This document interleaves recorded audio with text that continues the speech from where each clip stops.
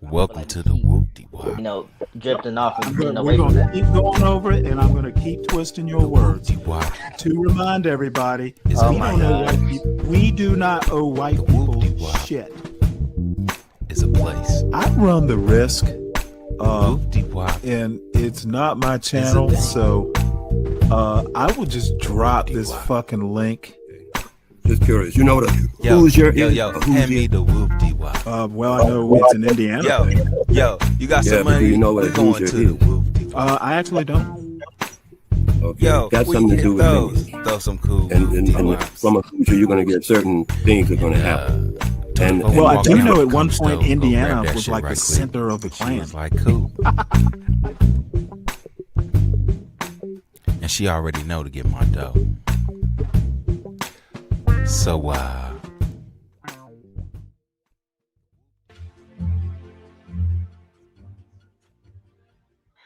Okay, so welcome to another episode of the Frankly Fukuyama podcast.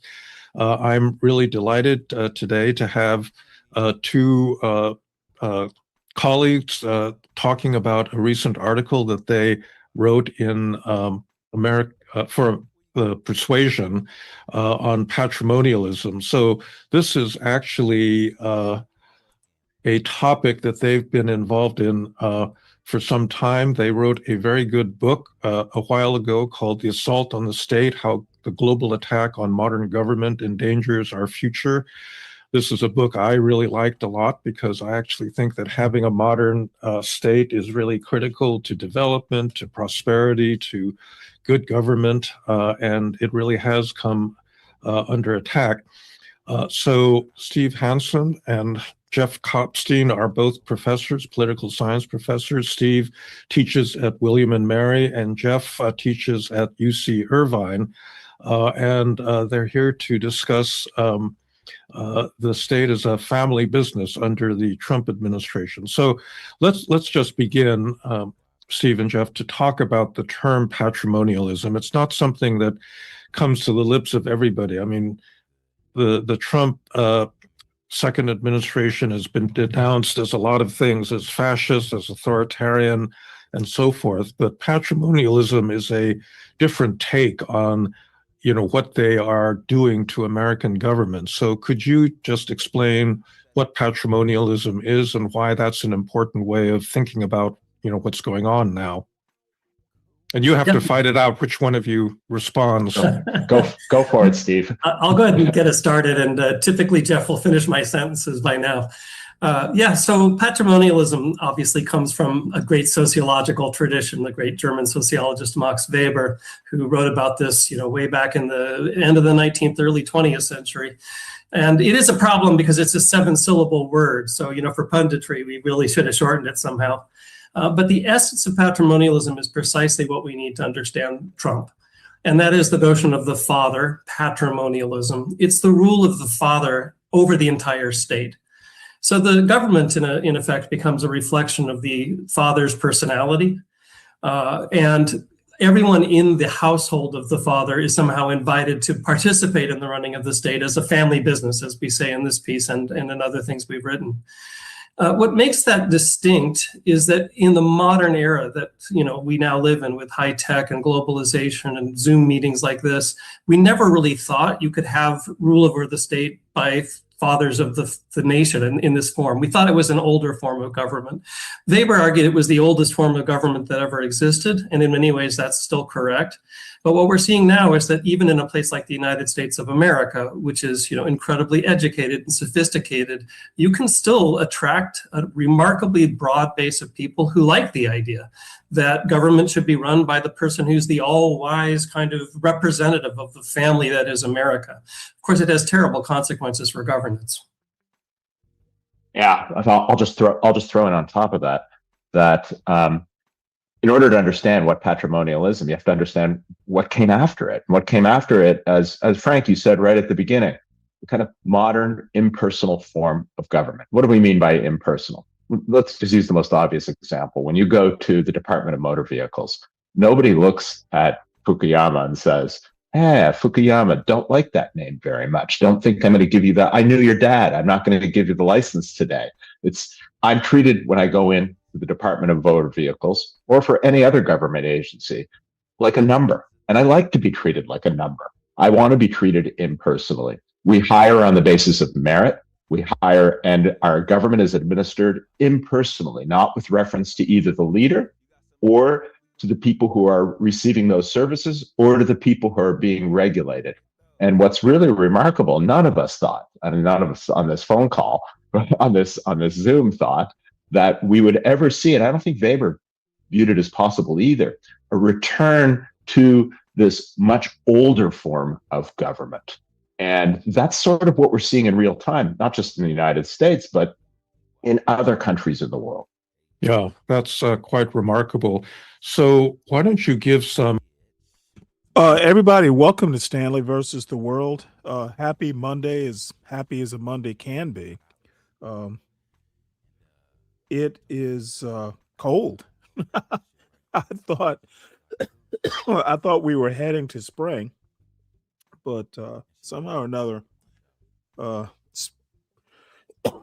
road is detoured back to winter. But everyone, as you file in, please make sure you hit the like button. And if you happen to wander in and you're new, please like, share, and subscribe. And kick the tires. This may be an acquired taste. It seems to be for a lot of new subscribers who you got to get used to it. What I was going to say though is, for years, like since I was a kid, there was this clamoring almost every election. America needs a businessman, to run the country. We need to run this country like a business. And all I personally can say, and I've been saying it pretty much since the new year, I told you so. Okay, Trump is running this country. He is using the office of the president for profit. Jared Kushner, member of the Board of Peace. They've got like some sort of private nightclub sort of thing in Georgetown. The Trump family has made over $1 billion in his first year in his second administration. And yet there are plenty of people who either don't know it, don't mind it. Like, if you are getting a tax break on tips, that's how Trump keeps you happy. You make a little bit extra in your tip money, and Trump's going to make $1 billion. Seems fair, right? Concrete examples of the patrimonialist nature of the current administration in Washington. Yeah, you start, Jeff. Well, I mean, at the most basic, you have, this went back to the first Trump administration. You had family members actually without any official positions fulfilling, or sometimes, or some of the quasi-official positions, fulfilling multiple roles within government, right? And even in this current administration, the Secretary of State and the National Security Advisor are the same person, right? Marco Rubio. Of course, Jared Kushner, who has no official position within the government, as a kind of a roving personal representative of the Trump family household. And he's actually seen as that. But of course, you also have sort of an insider economy within the United States now. People who have personal access or favor with the president get outsized government contracts. The list is easy to name. You got, Larry Ellison with TikTok. Peter Thiel has his, Palantir has had a jump in contracts in the third quarter. Third quarter revenues jumped by 52% in 2025.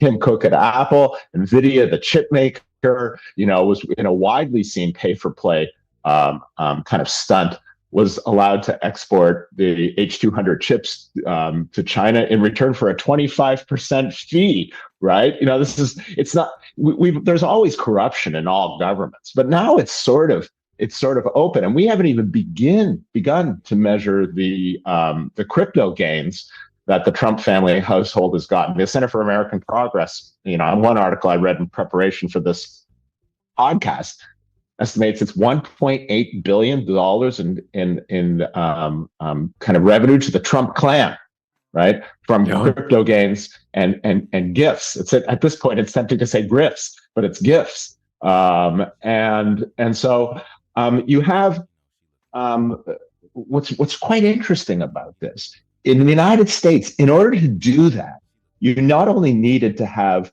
these kind of insider beneficiaries, but you actually had to deconstruct the existing administration, right? It's not like we were a third world country where there was no state to begin with. We had a state that was doing all these things. We had policy planning at the State Department.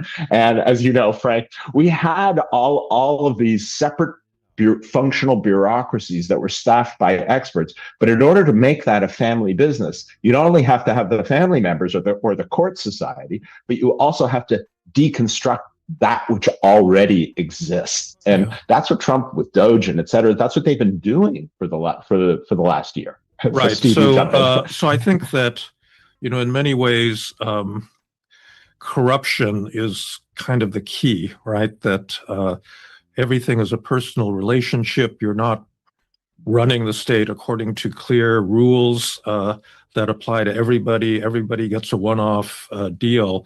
And that's really what distinguishes this regime from, a simple authoritarian one. I mean, one thing about China that you could say is, Xi Jinping began his leadership, with a big anti-corruption drive. Now, there's controversy as to whether he was just purging his opponents or whether this really was about corruption. But I don't think that it's the essence of the Chinese regime, but it does seem to be the essence of this one.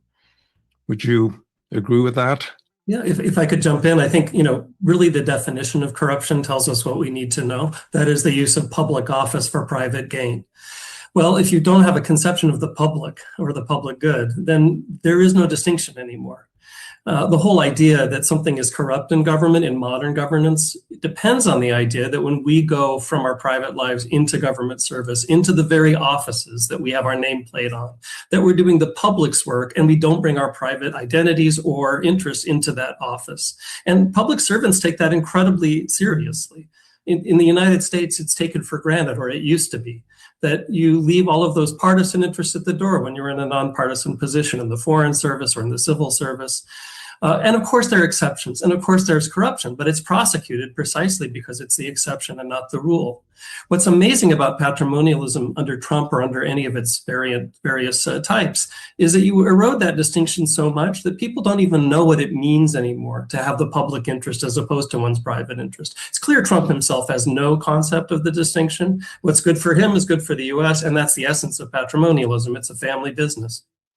So I had this friend, we were talking about the potential for Jared Kushner to personally benefit from the plan to rebuild Gaza. And this friend of mine said, well, who cares as long as he does good, he deserves it, right? $2 billion, if he makes $2 billion and creates peace in the Middle East, wonderful, it's great. Nobody else has done better. And it's in that seemingly anodyne remark that the whole thing resides. Of course, the leader deserves a jet from Qatar, right? He's doing all these wonderful things, right? And so when we're no longer able to see the distinction between the public good and the private interest, we'll know that the patrimonial regime has been fully consolidated. Now, we're not there yet because we're having this conversation, but at some point or another, this conversation will look like a sort of a relic of these three old guys talking about, you remember way back when there was this thing called the public realm. Yeah, I don't know if you've been following this particular scandal with Pam Bondi, but she, her former law partner, just received a huge payment of money that apparently can be traceable to some Russian sources. And this money came in right at the time that she was arguing before a congressional committee that they ought to loosen the rules on these kinds of fiscal transfers. And, it's not just, our wonderful Homeland Security Secretary Kristi Noem has given a big, contract to a family member. So it's not just Donald Trump that's engaged in this kind of activity. I think it's spread very widely throughout his administration. And I think it underlines your point that this is essentially a normative thing where if they're given permission to behave in this manner, a lot of people are going to, do the same thing Trump is doing. I'll say it sets up a very simple incentive structure, and Putin is the master of this. He built the whole state in Russia quite powerfully on this basis, which is once you get consolidation of patrimonialism, anyone who's in the household, the ruling family, you basically have two options. You can stay loyal and make billions, or you can decide to go into opposition and end up falling outside of a window somewhere mysteriously. And when you put it that simply, most people will make the choice to stay loyal. It's worked in Russia. You have very few people defecting. I mean, the ones who have, we know about because they've ended up dead. We're not there yet, as Jeff says. Obviously Trump's America is not anywhere near that level. But on the other hand, this dynamic by which people increasingly just say all of these normative rules were a myth anyway, right? The cynicism that feeds this machine. There never really was a separation of the public and the private anyway. It was always, not observed. Of course, that's not true, right? I mean, people in government know that it really was taken incredibly seriously. But the longer this goes on, the harder it is to reestablish the idea that that's the norm. Well, let's talk about this. So in the article, you say that getting out of a patrimonial regime is difficult and different from getting out of a simple authoritarian regime. Why is that the case? Well, Steve, do you mind if I jump in? No, okay, so Steve raised an important point when he compared Trump to Putin. That is to say, you can have patrimonialism in both democratic and authoritarian regimes. And as you said, Frank, it's very hard to get out of. So what won't work? Let's talk about what we don't think will work. The most obvious thing, and we see it all the time now if you're on social media, is evidence of Trump's cognitive decline. Right? Will the great daddy going crazy or going senile or getting too old actually get out of this? And we're pretty dubious that will actually work. Public threats against political enemies, casual talk of seizing territory, renaming the Kennedy Center after himself. We can think of all these things. They're easy. Plaques at the White House that are totally inappropriate, calling his predecessors names.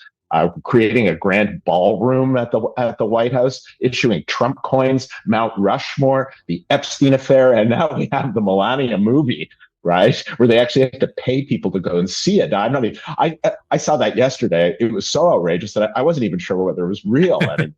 And what all of this does, it dramatizes the personal dominance, right, of this leader, that he can get away with all of this stuff. In a way, it increases his power for his most ardent followers. And it's only for people like the three of us sitting here that says, come on, this is unpresidential. This is outrageous. This has been going on for a long time. And we don't think that's actually going to work. It hasn't worked in other places. Remember, these patrimonial leaders in other instances, they serve a long time. Think about Marcos, right, in the Philippines, right? It can go on a very, very long time.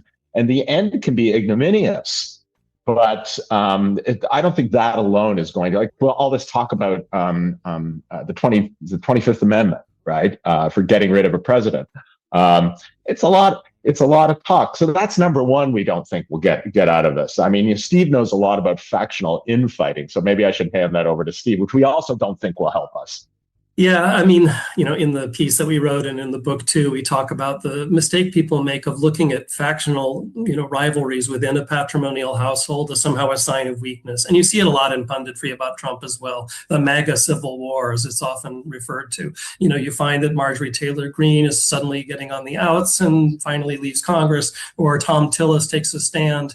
There are different groups within the Republican Party, more or less MAGA, but so far the pattern is pretty clear, which is the The people who want to go into opposition just exit. They leave Congress, they resign, they don't run again, or, they kind of meekly go back to their corner and agree they were wrong and then serve, for a longer period of time. So that's very normal in patrimonial systems. I mean, the great father always has the rivals, underneath who are currying his favor. And we use the gender term here, obviously. It's usually men who do this. So the idea is everyone wants to please daddy, but the one thing you can't do is say, I actually want to get rid of daddy. If you cross the line into open opposition like that, then you are, definitely in trouble. And in the full-fledged patrimonial systems like Putin's Russia, then, physical liquidation can result. So, we should stop worrying about the tiny little gradations of Christian nationalism versus libertarianism versus executive authority support, et cetera, as a sign of weakness. Those matter for the kind of understanding the factions that support this regime, but it's not the way the regime falls to see, suddenly there's an open rebellion of all the libertarians, for example. Well, let's talk about daddy. I mean, he's 79 years old right now. He's declining. And I would not be surprised at all if he was not able to complete his term because of, kind of just dropping dead at one point or some similar event. What's going to happen then? Does patrimonialism survive the death of the father? That's an interesting question. In classic patrimonialism, of course, it's handed down within the family. And that's kingship is all about, your queenship. If you want to think about this family for a minute, that might be an interesting proposition. The interesting thing is that from this purely cognitive standpoint, the logical place is Ivanka. But that's there you get into the gendered aspect of it. These female patrimonial leaders, if you will, they don't actually do that well because there is an element of traditionalism to all of this. The strong man, the father of the family, which goes along with the Christian nationalism very well, not to mention that Ivanka's Jewish. So that might be problematic. The problem is that within Trump's orbit, you have both the kind of traditional kind of neocon tendency within Republican politics. That's there, let's say embodied by Rubio. But he couldn't capture those other elements of the Trump coalition. Then you have the Christian national part of it, which is J.D. Vance, but he probably couldn't capture the ones who just want lower taxes and aggressive foreign policy or kind of an internationalist foreign policy. So there's really no obvious leader, right, that will be able to kind of pick up the mantle immediately. And succession is always a problem. It is always a problem. I mean, that's, our procedural state, one of the things it does, apart from being a democracy, is we have a process for picking a new leader. That's democracy, right? But in classical patrimonialism, right, that's not how it works at all. Yeah, let me add, this is where we do see the real vulnerabilities of patrimonialism in the US, since you're asking about that. The time limit really matters here. And part of that is just demographic. No one lives forever. Part of it is the term limits that still exist in the US Constitution and matter to lots of actors. You can't just wish it all away if you're Trump. This is why we think combating this Trump 2028 idea is so important. There's been a tendency to kind of, laugh it off. The hats are funny, but they aren't at all funny because this is actually one of the key strategies for a patrimonial regime to start playing fast and loose with a very hard deadline, which is the end of a 4-year term and only 2 terms total. The 22nd Amendment really, really matters here.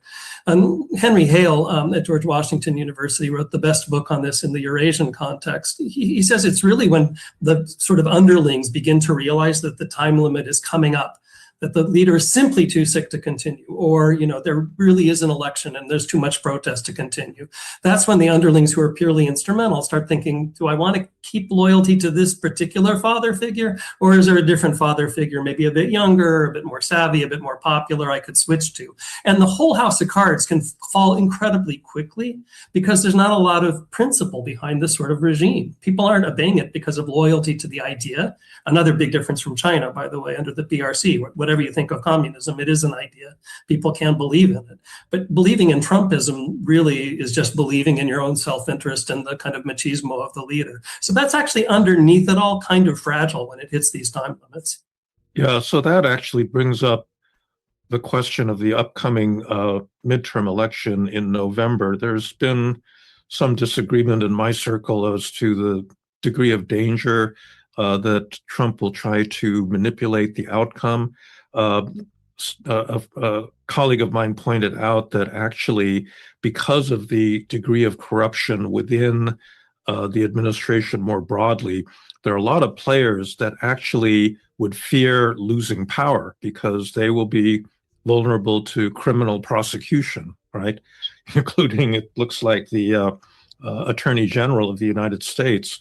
And that gives everybody a big incentive not to lose power. Do you have an opinion about the likelihood that we are going to have a free and fair election in November? Well, I mean, Steve, can I jump in there? Please. I think largely we will. But you're right. In patrimonial regimes, one of the reasons the leaders don't like to lose power is once they lose power, you see, we're in the United States, we tend to think, right? And we were all brought up to think, right, that a weakness of our system is great wealth brings you great power. But in fact, in patrimonial regimes, it's exactly the opposite. Great power brings you great wealth. And they say that Putin is one of the richest men in the world. But he's only one of the richest men in the world as long as he is president of Russia. The minute he loses that position, he would no longer be safe. And it's one of the reasons why in Africa, oftentimes leaders can't afford to give up power because they will be prosecuted as soon as they lose office. So you're right, Frank, that's an incentive. But I think that for them not to have a free and fair election. But the greater danger, it is tied back to this time limits thing. Trump today or yesterday circulated something's, he's going back to talking about how the 2020 election was stolen. Right? And he's doubling down on this, right? Including some wild conspiracy theories about the Chinese and the Italians and satellites in space and manipulated voting machines. What is that all about, right? Does he really want to just say he won the 2020 election? Well, yeah, probably part of it is that. But part of it is to sort of delegitimize the electoral procedures kind of tout court, right? Completely taken as a whole, right? And that's also with the 2020 running for 2028. And so all of this taken together, right, is an attempt to kind of say what we're about to do in 2026, if it doesn't go the way he wants, then it's not legitimate. And it's interesting, you say, I only like elections if I win them. What that means is I don't like elections. Elections, democracies are systems in which parties lose elections. If you don't believe that you have a chance of losing under any circumstances, you don't believe in democracy, right? And that's a danger here, of course, and that's, of course, what everybody is concerned about, including your colleague. Yeah, I'll add a few notes. I mean, one is that when Jeff and I wrote The Assault on the State, we actually thought this kind of patrimonial regime in the US would be more like Orban's in Hungary. That is to say, you could actually have somewhat free and fair elections, decreasingly free and fair, but still with open participation. The ruling party's pretty popular, so it actually returns majorities anyway. People really don't like the opposition parties. They're tarred with the 2008 financial crisis. And in that kind of context, you could go several elections without too much heavy-handed authoritarianism. You could actually have democracy and patrimonialism together. Trump, though, has shown a couple of things. One is he's so unpopular, right? I mean, his popularity rating is in the 40% level, and it has not budged, sometimes a little lower than that. He's not going to win massive election campaigns in a free and fair election, unlike people like Orban. So for that, or Putin in the early days, by the way. So for that reason, the kind of manipulation needed to stay in office has to be much more heavy-handed. I think he's going to try. I mean, my own view is all the ICE stuff in Minneapolis, as horrible as it isn't just about establishing, prerogatives in the immigration sphere. It's also being able to raid blue cities and blue states with impunity, with essentially a loyal police force of his own. And the raid in Fulton County that just took place is incredibly scary, right? With Tulsi Gabbard there, to allege all sorts of, as Jeff was saying, international conspiracies behind the previous vote for Biden. And this is all setting the stage to, throw a ton of smoke into the system in the midterm elections to say that everyone who lost from the MAGA coalition must have lost for nefarious reasons, and all those who won, fair and square obviously deserve their positions. And it's going to be incredibly difficult, even with a fairly organized collective action of those who feel the democracy needs to be preserved, to sustain collective action across the entirety of the federal United States in a way that's going to actually not just, contest the election fakery, but restore the correct results. Now, I'll give you, before I stop, there are some examples of success. Ukraine is remarkable in this respect. In the Orange Revolution, which was one of the first attempts to sort of rig this patrimonial succession in the former Soviet space, the entire Ukrainian population basically rose up and said, that was a fake election, we need to rerun it. And they finally convinced the judiciary in Ukraine to side with them. They reran the election, and they got a free and fair result. And they had free and fair elections all the way with lots of turnover right up until the full scale of invasion of Ukraine. So, that takes a lot of organization and a lot of civic solidarity. I think it exists in the United States, but it's going to be necessary.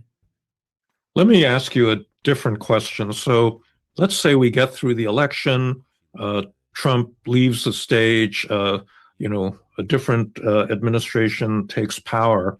Seems to me that there's still a lot of poison that's been injected into the American system that is not legal, it's normative. That this whole pattern of officials, the loss of this ideal of an impersonal, nonpartisan civil service has been under assault. The idea that you don't go into public office in order to make money for yourself, that's been reversed. And, those precedents are now set. How do you eliminate that poison from the social system? It's really difficult. We've been thinking a lot about that. If let's say, right, Trump does leave, right, and somebody else comes to power, recommitted to restructuring and restoring the impersonal civil service. What do you do with, because what you've had now is thousands, actually tens of thousands of people who left the civil service, and there's been heavy replacement, especially at the upper levels, with personal retainers, people who are broadly considered by the people below them to be incompetent, right? But many of these people will have civil service protections. So what do you do?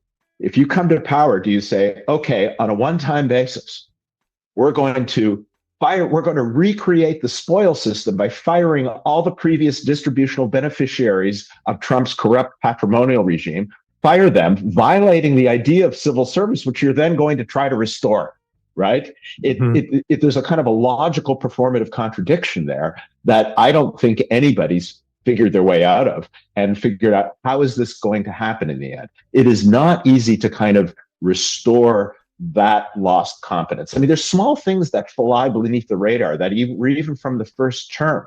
In the first term, Trump's people eliminated a huge research arm within the Department of Agriculture by doing the following. They didn't actually eliminate it. They moved it from Washington, D.C. If you've ever been to the Department of Agriculture, it's gigantic. It's one of the largest in the entire U.S. government. It may be the second largest of all the departments. I'm not positive, after defense. And what they did is this one arm, which is on research, they moved it to Kansas. Well, rather than moving, a lot of people said, well, I'm not moving to Kansas, and they just quit, right? Which of course might have been the intention to begin with. But you had hundreds of years of expertise on everything from soil quality to food safety to climate change. It was the research and development arm, right? How do you replace all of that? Think about that massively over the U.S. government. The things that keep our air clean, our children taught by non-quacks, public health, national security, our money for being worthless. All of the things that we take for granted, like the air we breathe, the public goods that government provides. How are we going to, over the long run, restore that? And Frank, you asked a good question. I don't think I've answered it. It's just it's a gigantic issue. Well, by the way, I think we have an example of the difficulty of restoring good government in Poland, because, the Law and Justice Party had ruled for, I believe, about 8 years, and then it was defeated by Donald Tusk's more liberal coalition. But they're stuck with exactly that problem, that Law and Justice has inserted judges, it's inserted civil servants, all sorts of people that are protected, and the new government faces this problem of what do you do with these people? Do you violate the rules in order to get rid of them, or do you just have to, and I think for the most part, they've actually just kept them in place, and then they're able to really obstruct policy change. Yeah, ironically, that becomes a deep state of the sort that the right fantasized existed, right? I mean, only it really is one. Yeah, I mean, if I can add a couple thoughts, as we're all involved with teaching young people, another real challenge is that now the credibility of a government job is nothing like it used to be. I mean, so many William and Mary graduates went on into civil service and public service and foreign service, and believed that that was a whole career they could lead because they saw their fathers do that and their mothers do that and their friends. And now, you can be fired at the drop of a hat and the pay isn't as good and it doesn't look like it's going to be very fulfilling to serve the public. And so for a whole range of reasons, understandably, young people are turning away from it. So what you need, and you need it really quickly, right? I mean, in 2028, you're going to need a call to public service of the JFK sort. You're going to need a very organized and charismatic leadership program to say, we want to rebuild the republic, and rebuilding the republic requires public service in government. You're going to have to do that in combination with some new kind of meritocratic tests. So I think one way you get around the dilemma, you use the tools of meritocracy to test the old people who were hired. If they can't pass them, then they're gone. But it's done through meritocracy. If you happen to pass, then you can stay. A lot of people will be eliminated quickly with such tests, and not because they're rigged, but just because, as Jeff said, people have been hired who were not particularly competent. I think it's still doable because there is a hunger among young people to make this country better. They're very depressed about the way things are going by and large. And even the kind of manosphere and, young people who are attracted to Trump as a person who might disrupt things, mostly they turned away from him. But it is going to require leadership. And I worry that the Democratic Party sometimes mistakes the need for legal proceduralism with compromising too much. They're two different things. You can have a very quick move toward proceduralism, and it can be done decisively and boldly. You don't have to compromise with every person who's already in place to get there. Another problem, it strikes me, that a future, Democratic administration is going to have is the question of criminal prosecutions. I don't think that you can really wring this poison out of the system, this belief that you can enrich yourself in public office unless people are actually punished for having done that.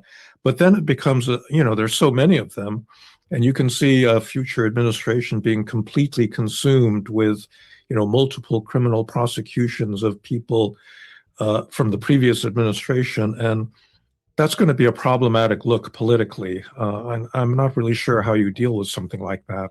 I mean, if I could jump in, Jeff, on this one, and maybe you can follow up.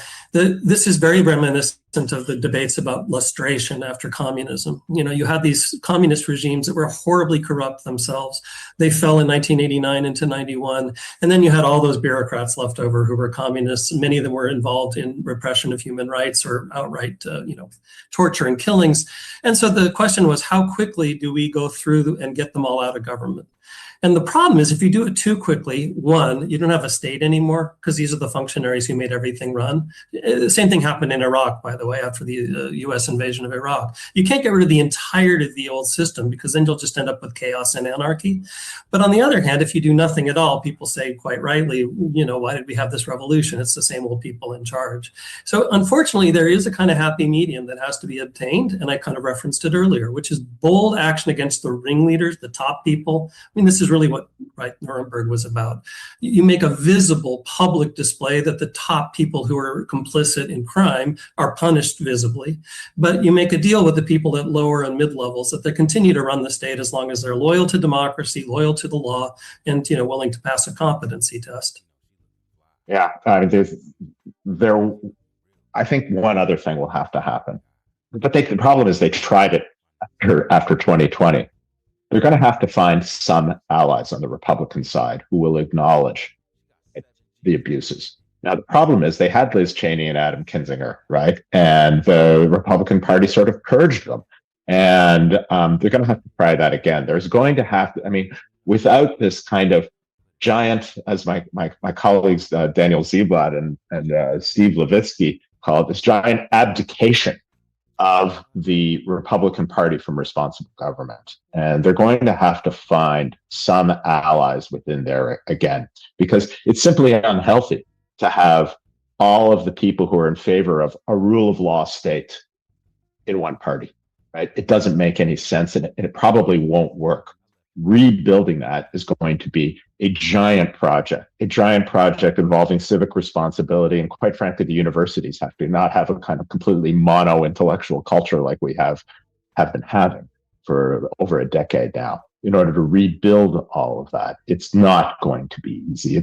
Every example that Steve mentioned, and you mentioned, Frank, Poland. You can go on and on, rebuilding normal, responsible government, whether it's after either authoritarianism. And to repeat, Steve and I don't think that the giant danger we've written is not authoritarianism. It's the destruction of government, right? Which we all need. Right. Rebuilding that is not easy. It is probably even more difficult than putting back in democracy. We know from the example of Iraq, you can have an election. Sure, just set up polling stations, give everybody ink on their fingers. Remember that from George Bush, and everything's going to be fine. Well, we know it's very hard to actually run a place. There's a difference between democracy, governance, rebuilding responsible governance. After all of this, the longer it goes on, the more difficult it is going to be. And that's why these conversations are super crucial, right? And I don't think Steve and I have the answers yet, right? But I think we put our finger on part of the problem. Well, that's music to my ears. I've been arguing for a long time that actually creating a modern impersonal state is a much harder task than actually creating a democracy. And, that's a challenge that many countries have unfortunately failed. And that's why you have these stalled democratic transitions. That's why you have poor development results, in the economic sphere and so forth. And unfortunately, we're going to face a version of that in the United States if we are lucky enough to get to a point where rebuilding becomes possible.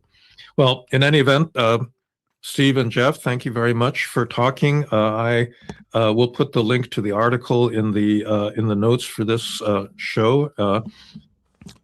All right. Well, boy, what a cheerful message these three had. If anybody needs links to any of the articles or videos that I show, they're all in the show notes.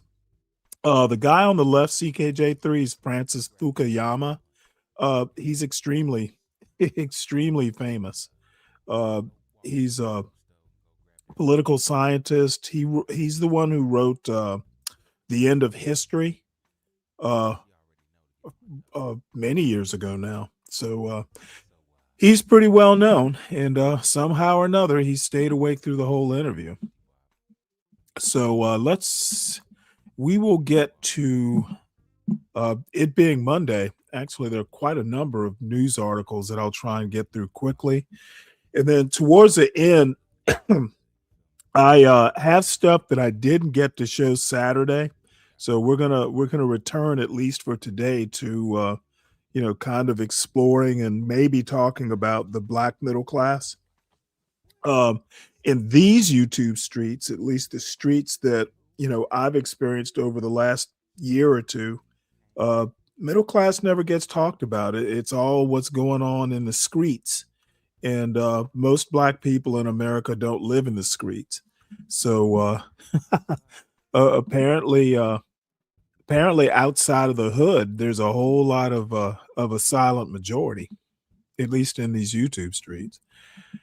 So let us see, what have we got here? This is new details on man fatally shot at Trump's Mar-a-Lago.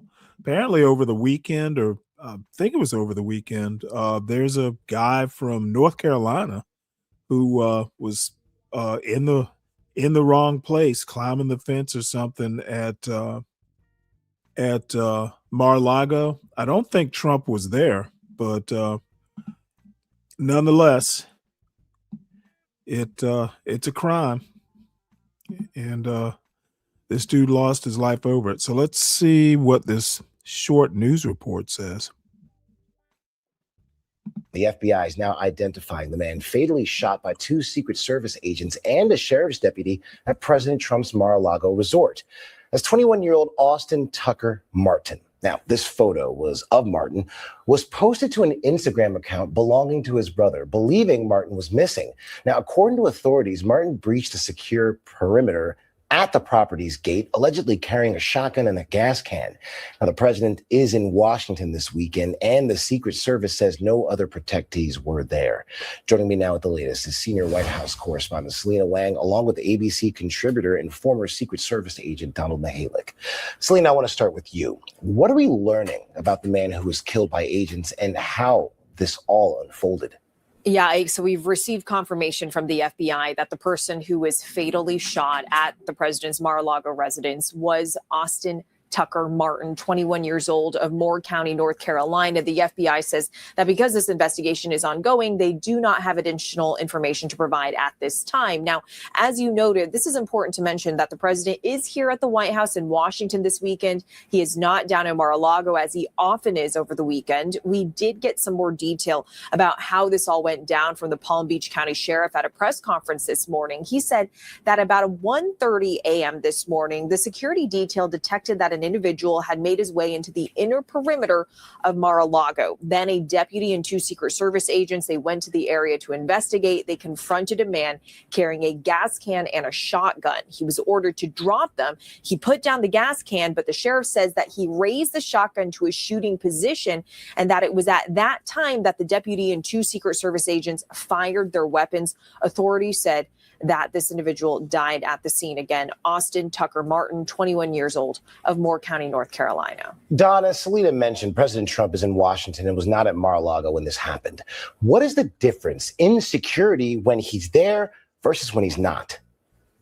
Yeah, so when the president is there, of course, the Secret Service enhances its security perimeter, enhances its personnel, and enhances its security positioning of its personnel at Mar-a-Lago to make sure that this president is kept safe and that they establish the 3 rings of protection. When he's not there, Mar-a-Lago is a private club, so it functions like a private club. So the Secret Service has a detail assigned there to maintain the security integrity of Mar-a-Lago, but they're there also to help facilitate the club's operations because they can't inhibit the club from doing its business. So it's the Secret Service is able to have a flexible approach in this case and in most situations, and it is different when the protectee is there and when the protectee is not there. Now, Selena, what are administration officials saying?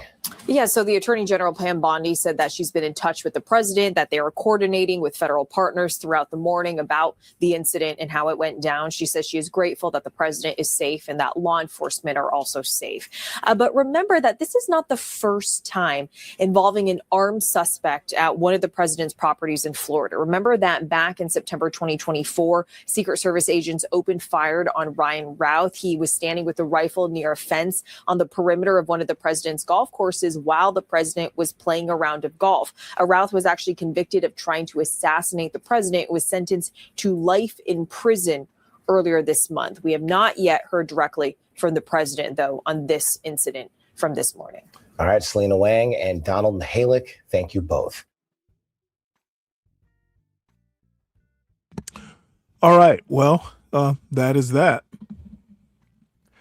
So next, U.S. defeats Canada for its first gold in Olympic men's hockey since Miracle on Ice, which was like back in the 80s, 1980. So congratulations to the hockey team. Now,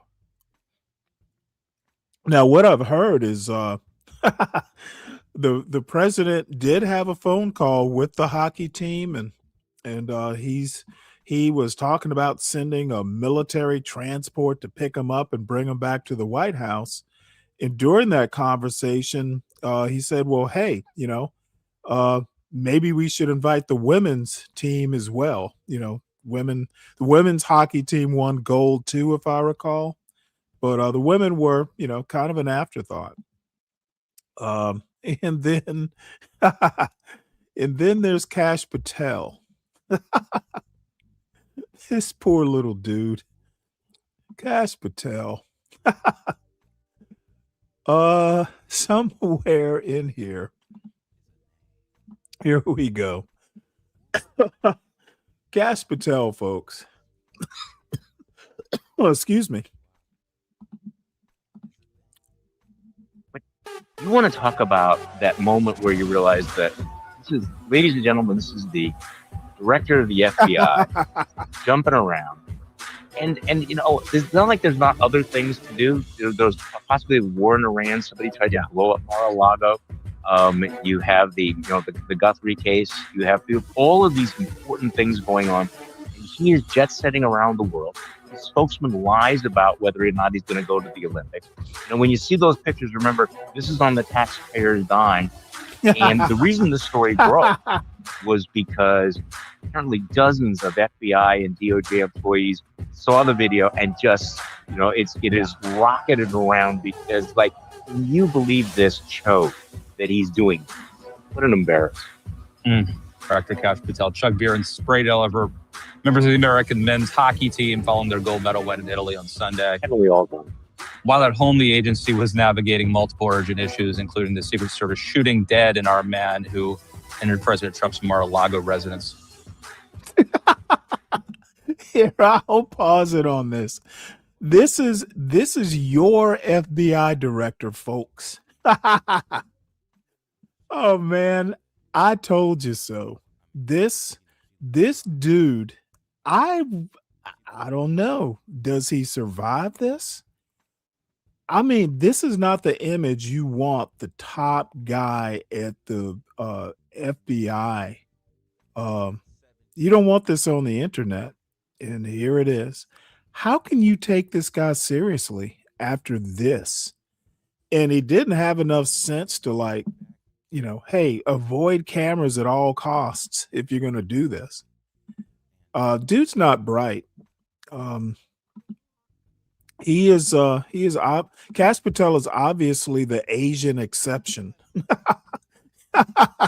He defies stereotypes for sure.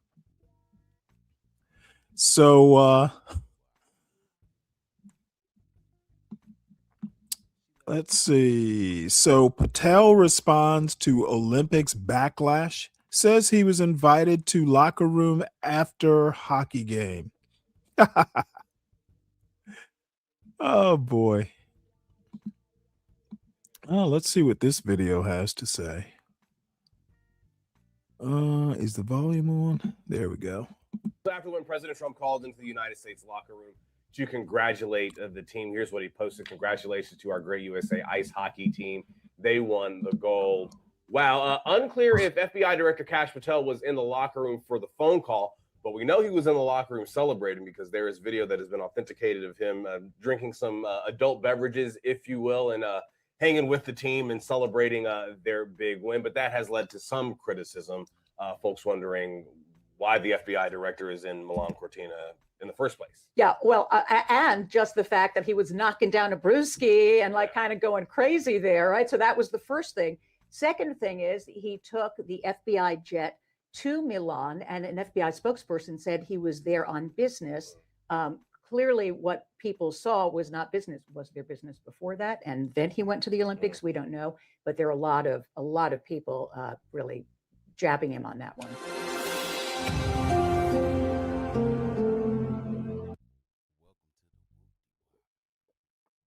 Donald Trump has a real knack for hiring talent. So FBI Director Kash Patel dismissed critics of his presence in the locker room during the U.S. men's hockey team celebration of their gold medal game victory over Canada on Sunday. Patel, who was in attendance in Milan, Italy, was captured on camera in Team USA's locker room on the final day of the Winter Olympics. At one point, the FBI director drinks a beer and bangs on a table before forward Matthew Tkachuk drapes his gold medal around Patel, and the group loudly sings "Courtesy of the Red, White, and Blue" by the late Toby Keith. Yep, dude is full of gravitas, for sure. So, this next couple stories is dedicated to 12th man who wanted so desperately, I guess it was it yesterday, to talk about this Mexican drug dealer, a drug kingpin, El Mencho. Wanted to talk about it so bad, and I promised him we'd talk about it today. So mayhem rocks Mexico after most wanted cartel boss is killed. Let's play this video. Oh wait, is there a volume at all? So violence erupted.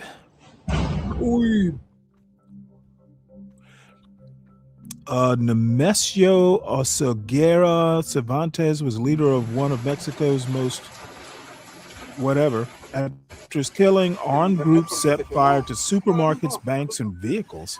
Why? And this resident says they're scared. Pues ahora sí que la ciudadanía ya no sabe ni cómo salir ni qué hacer. Wow.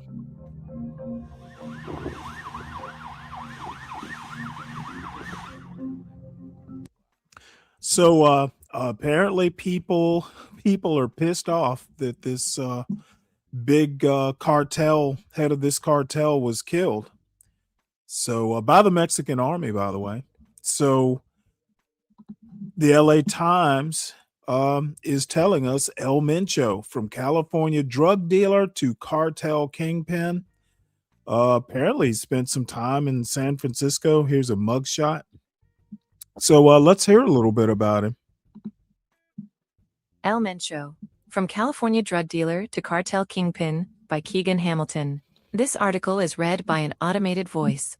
Long before he had a $15 million bounty on his head as the leader of Mexico's ruthless Jalisco New Generation cartel, Nemesio Ruben Oseguera Cervantes was a scruffy-haired kid trying to eke out a living on the streets of San Francisco.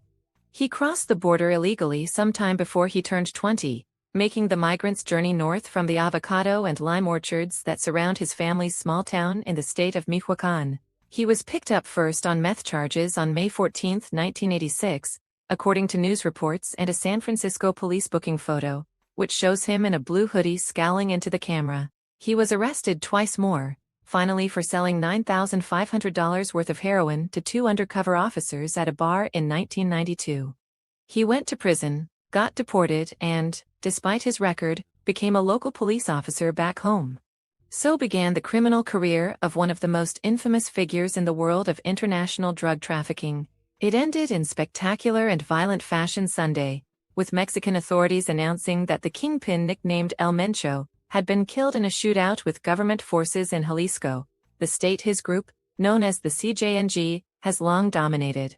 The killing unleashed shockwaves of violence across the swaths of Mexico where the CJNG holds sway. Flights into some Jalisco airports were grounded and cartel gunmen blockaded highways by setting fire to vehicles in 20 states, according to Mexican authorities. The country's top security official said 25 members of the National Guard were killed Sunday in reprisal attacks. President Claudia Sheinbaum called on the public to remain calm and maintained that most territory in the country was in a state of complete normality.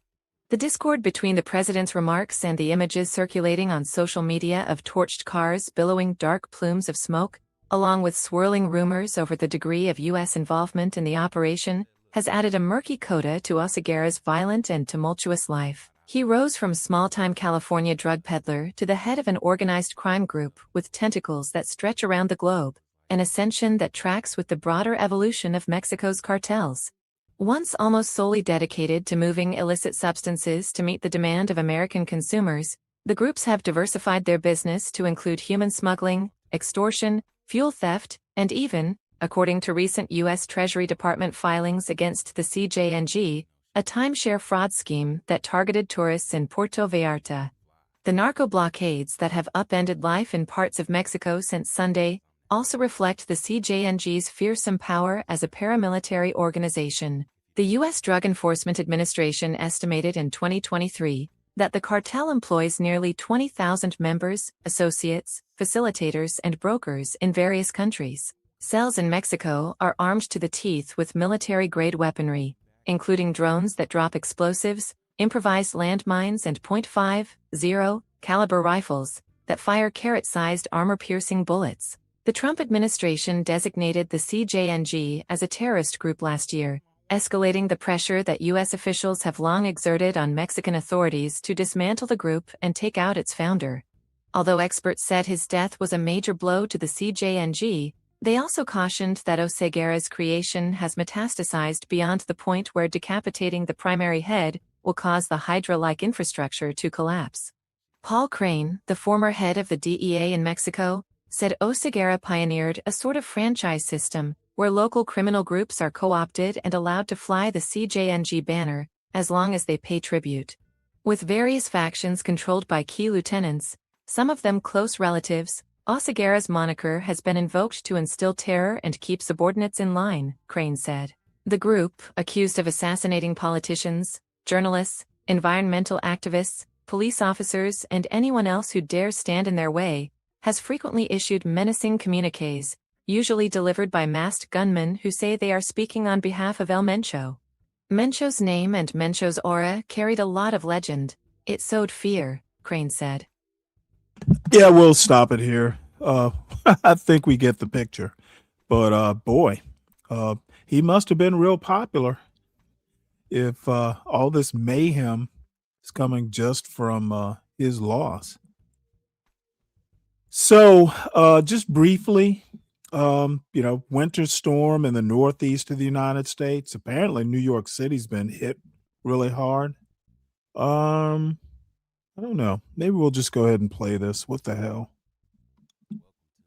We're keeping track of this developing news as well. Winter storm in the Northeast causing travel bans in New York and flight delays across the country. Meanwhile, in Mexico, fires burning in the streets after the death of a cartel leader. Americans there being told to shelter in place. We continue to follow those developments down in Puerto Vallarta as cartel members continue their rampage through the area. Thanks for staying with us. Eric Thomas with you here in studio. Well, I All guess of it's this mostly led going to be the about airport Mexico. being shut down there, trapping tourists. Cover 7's Jake Chapman speaking with a woman from Western Washington who is down in the area now and joins us live from SEA. Jake, she has seen some of the mayhem for herself from her vantage point.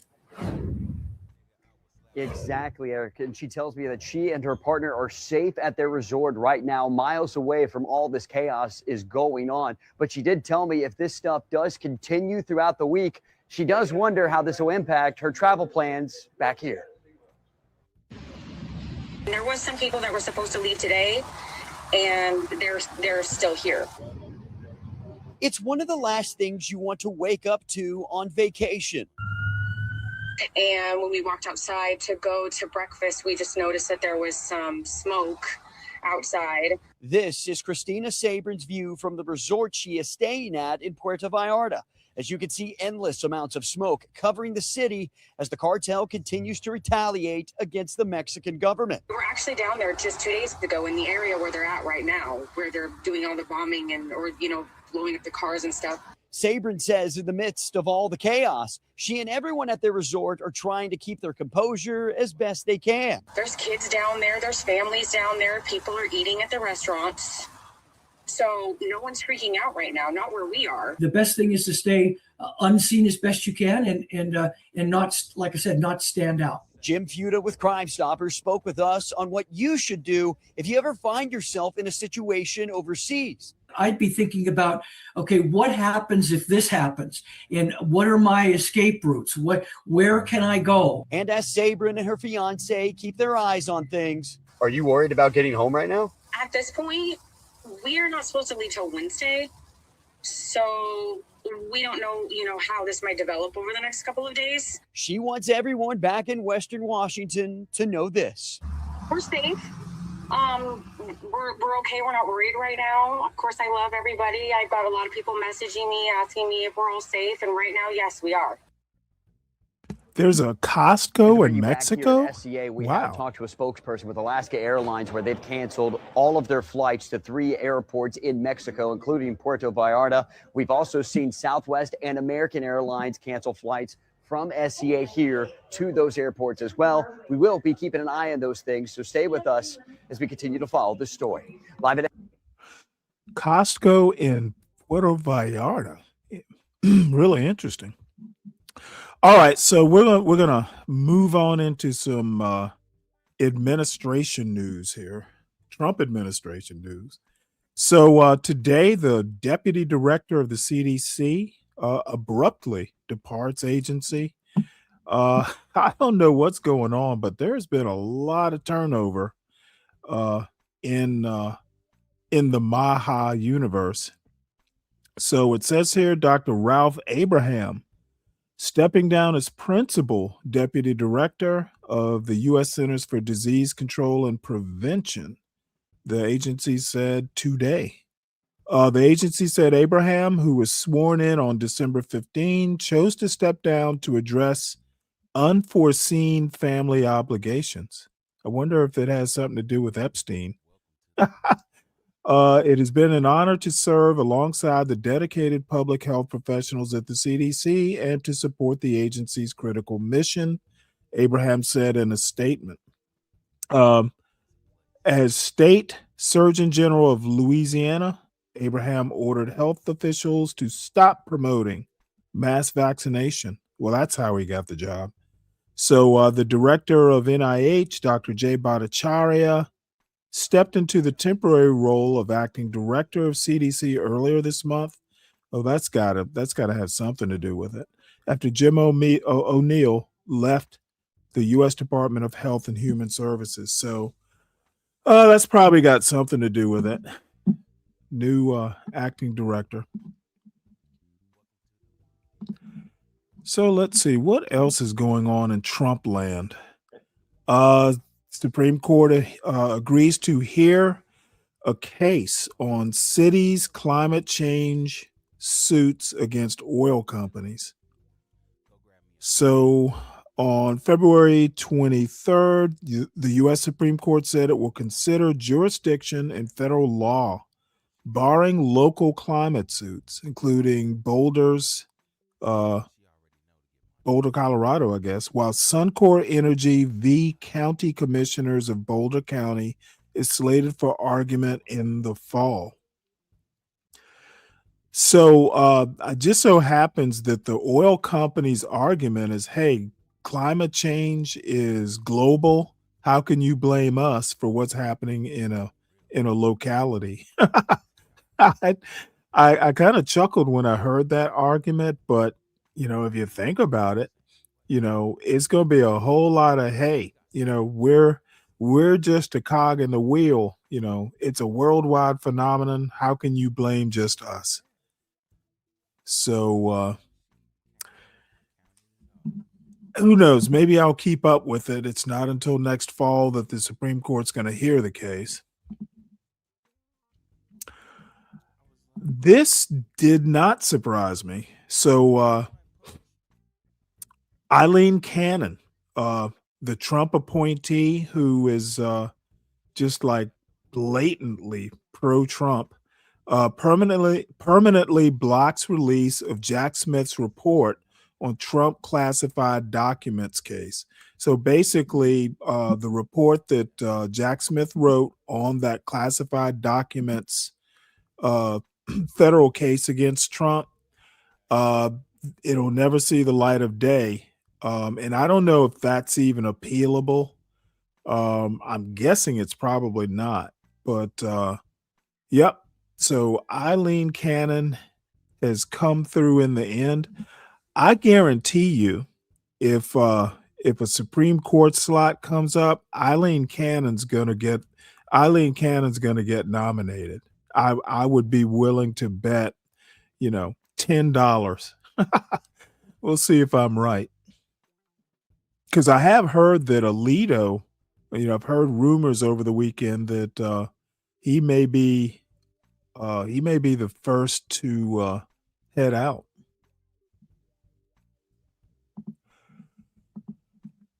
Okay. Now the next few stories are gonna be on this Supreme Court ruling against Trump over the IEEE, AP, whatever. Basically, the ruling against the Trump tariffs.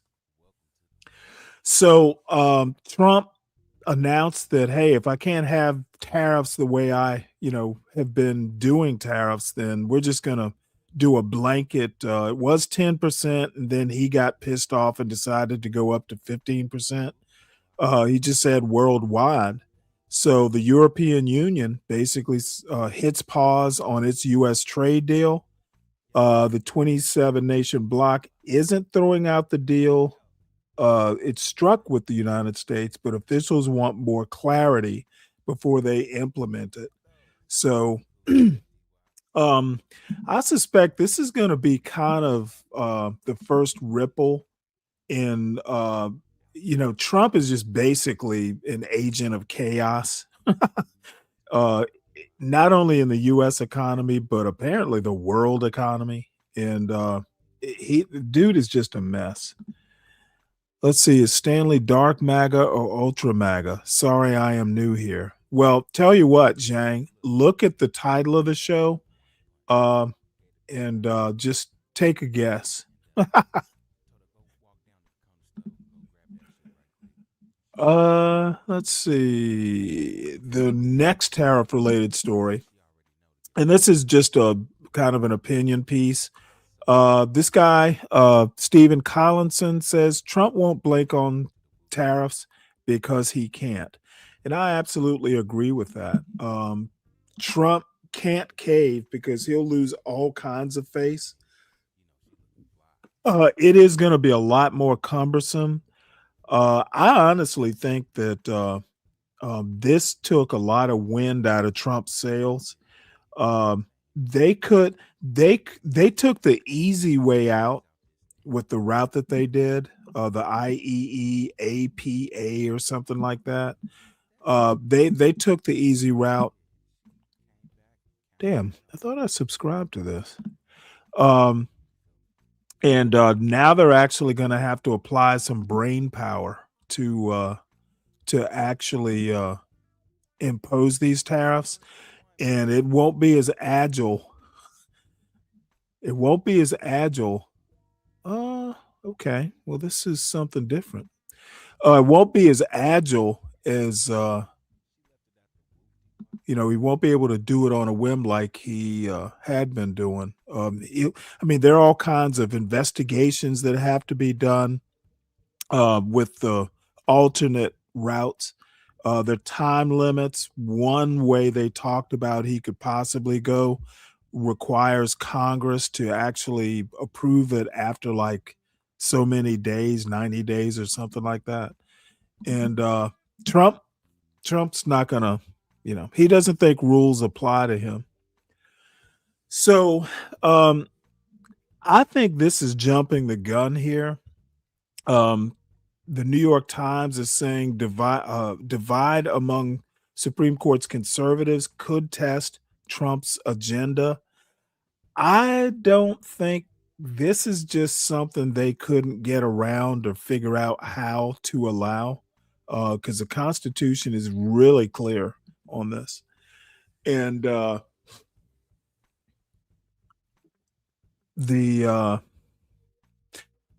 just thought of something. There's another article related to this that I wanted to talk about, but I'm not going to hunt it down. It's not like it's necessary. But I want to listen to a little bit of this because I disagree with this analysis. Supreme Court's still, in Trump's back pocket. Divide among Supreme Court's conservatives could test Trump's agenda. This article is by Anne E. Marimo and read by an automated voice. President Trump's stinging defeat before the Supreme Court on Friday came because the court's 6 conservative justices splintered over the legality of Mr. Trump's tariffs. That divide underscored differing visions of presidential power and the role of Congress, and has implications for how the court may deal with future cases involving Mr. Trump's agenda. Chief Justice John G. Roberts Jr. wrote the court's 6-3 majority opinion, which concluded that the president had exceeded his authority by using an emergency statute to impose sprawling tariffs on nearly every U.S. trading partner without congressional approval. The Chief Justice was joined by the court's 3 liberals and 2 of Mr. Trump's own nominees, Justices Neil M. Gorsuch and Amy Coney Barrett. Justice Brett M. Kavanaugh, the president's 3rd nominee, dissented, along with Justices Clarence Thomas and Samuel A. Alito Jr., both staunch conservatives. The The division appears in part to come down to how much deference the justices think a president is due after declaring an emergency, and to their views of how much leeway Congress intended to give a president to conduct foreign affairs. Jonathan Adler, a law professor at William and Amp, Mary, said that while it was tempting to see a court with a conservative supermajority as a monolith, its ruling in the tariffs decision highlighted a number of meaningful differences among the justices. The fractured decision, including the dueling written opinions from the conservative justices, reinforces that there are important and subtle differences in the way the conservatives understand the contours of executive power and its relationship to Congress, Professor Adler added. The division suggests that in cases related to presidential power, the Trump administration and those who have challenged its policies in court cannot assume that the justices nominated by Republican presidents will see things the same way. The split also creates ways for the court's liberals to potentially forge coalitions, particularly with the Chief Justice and Justice Barrett, that could make action at the court unpredictable in coming years. The separation has been less clear in the court's other recent interactions with Mr. Trump. In the months before the president returned to office, the court divided along ideological lines when it granted Mr. Trump substantial immunity from prosecution. Since then, the court's conservative majority has signed off on most of his emergency requests, temporarily allowing him to fire independent agency leaders without cause, remove transgender troops from the military, and remove deportation protections for hundreds of thousands of migrants. Those orders were unsigned, but members of the conservative bloc rarely noted that they disagreed with giving Mr. Trump his way. Yeah, that's gonna just get into things I don't need to think about. Some of the fallout, there are already lawsuits that are that are getting ready to be filed, asking for refunds. I want to say Walmart. No, it's Costco. Costco is getting ready to sue for refunds. So this is just going to be a mess. And I also have to say, the Supreme Court is not innocent in this. I don't know. Maybe there was a reason they couldn't do an injunction to stall these tariffs until they could actually hear a case and rule. But basically, the Supreme Court allowed Trump to continue with these tariffs indefinitely, well, at least until they ruled one way or the other. So Trump just went hog wild, as you would imagine. And it's a huge mess. And I guess I'll keep up with, what goes where. And, I just don't see Trump, willingly refunding, his money. That'd be cutting into his wallet. So in fallout, one more piece of fallout from the tariffs. Trump withdraws endorsement of Colorado Representative Jeff Hurd, citing lack of support on tariffs. So this is what happens when you don't back Trump. He's going to get you. And apparently this dude, Jeff Hurd, is being primaried. So Trump basically withdraws support and supported his primary opponent.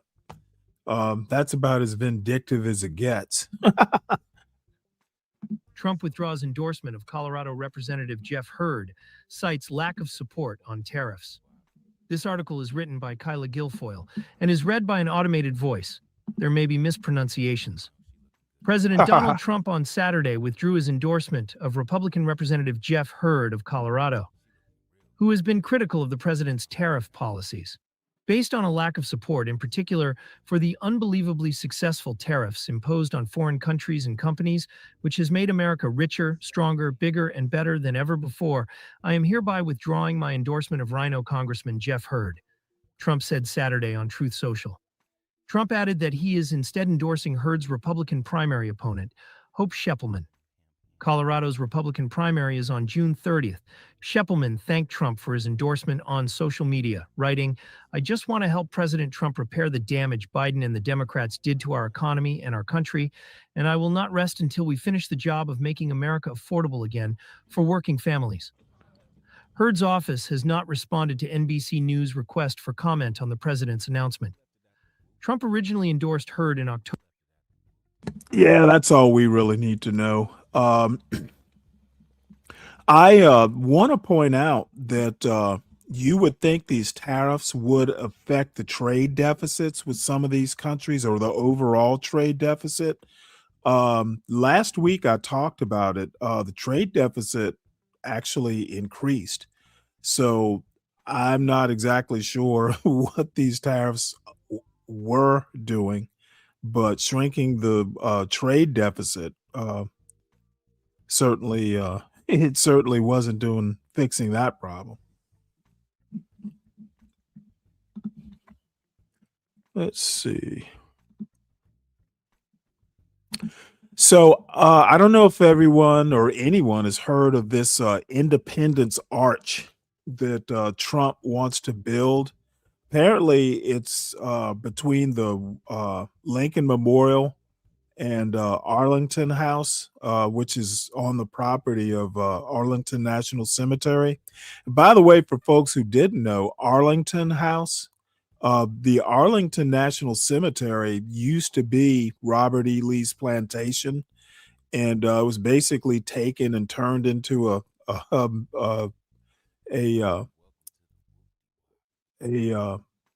graveyard, basically. And the old manor house turned into whatever it does, I guess administrative offices or something. So there's some sort of symbolism between the line of sight between the Lincoln Memorial and Robert E. Lee's old plantation. It's like a symbolic thing. And Trump wants to build this gaudy I guess it's like a St. Louis, that arch in St. Louis, something to that effect. So Vietnam veterans are suing to block it. And that group is called Public Citizen Litigation Group. Yeah, I don't know how this is going to turn out. But these Vietnam vets are not happy. This was an odd story, and it really it's just an example, or the latest example, of just the erratic operating, the erratic modus operandi of this administration. They say they're going to do something, then hours later they change it. Trump says he's going to put 10% tariffs on the world since the Supreme Court ruled against him, and then 24 hours later, no, I upped it. I changed my mind. It's 15% now. You just can't depend on this guy. This economy is going to be a wreck due to his erratic behavior. So DHS suspends TSA pre-check and global entry airport security programs, and that's due to the partial government shutdown, which affects pretty much Department of Homeland Security. Well, this was as of Saturday at 6 a.m. And then they changed their mind, and TSA pre-check is open at airports. Agency says hours after DHS announced suspension. So apparently they well, I read somewhere, some smart ass was saying, hey, you know what, they had a temper tantrum and then and then thought better of it. So THS pre-check is still open. Excuse me. This last paragraph says Airlines for America, apparently that's some sort of organization, warned programs are being used as a political football and urged Congress to act, while Kristi Noem said shutdowns have serious real-world consequences as lawmakers are in recess until today. So that is their little hissy fit. And in more administration news, and there we do have a couple more after this.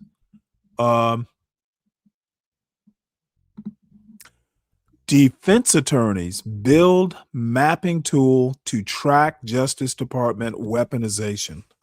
So in response to a wave of complaints that the Trump administration is weaponizing the Justice Department against political critics, a national group of defense attorneys has launched a tool to track and map where that weapon has been deployed.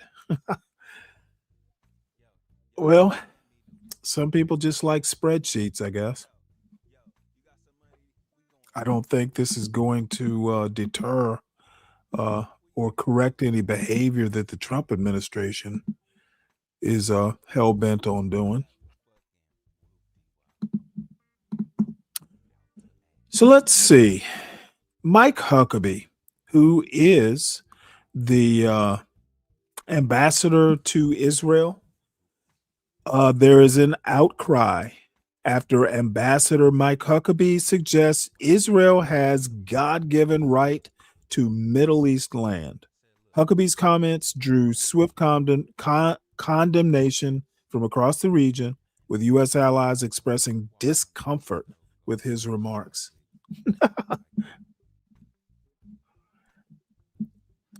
Well, let's listen to this. Let's see what old Ambassador Huckabee had to say. Outcry after Ambassador Mike Huckabee suggests Israel has God-given right to Middle East land.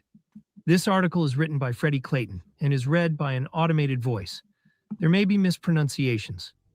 Arab states have reacted with fury after U.S. Ambassador to Israel Mike Huckabee suggested Israel has a biblical right to take over large swaths of the Middle East.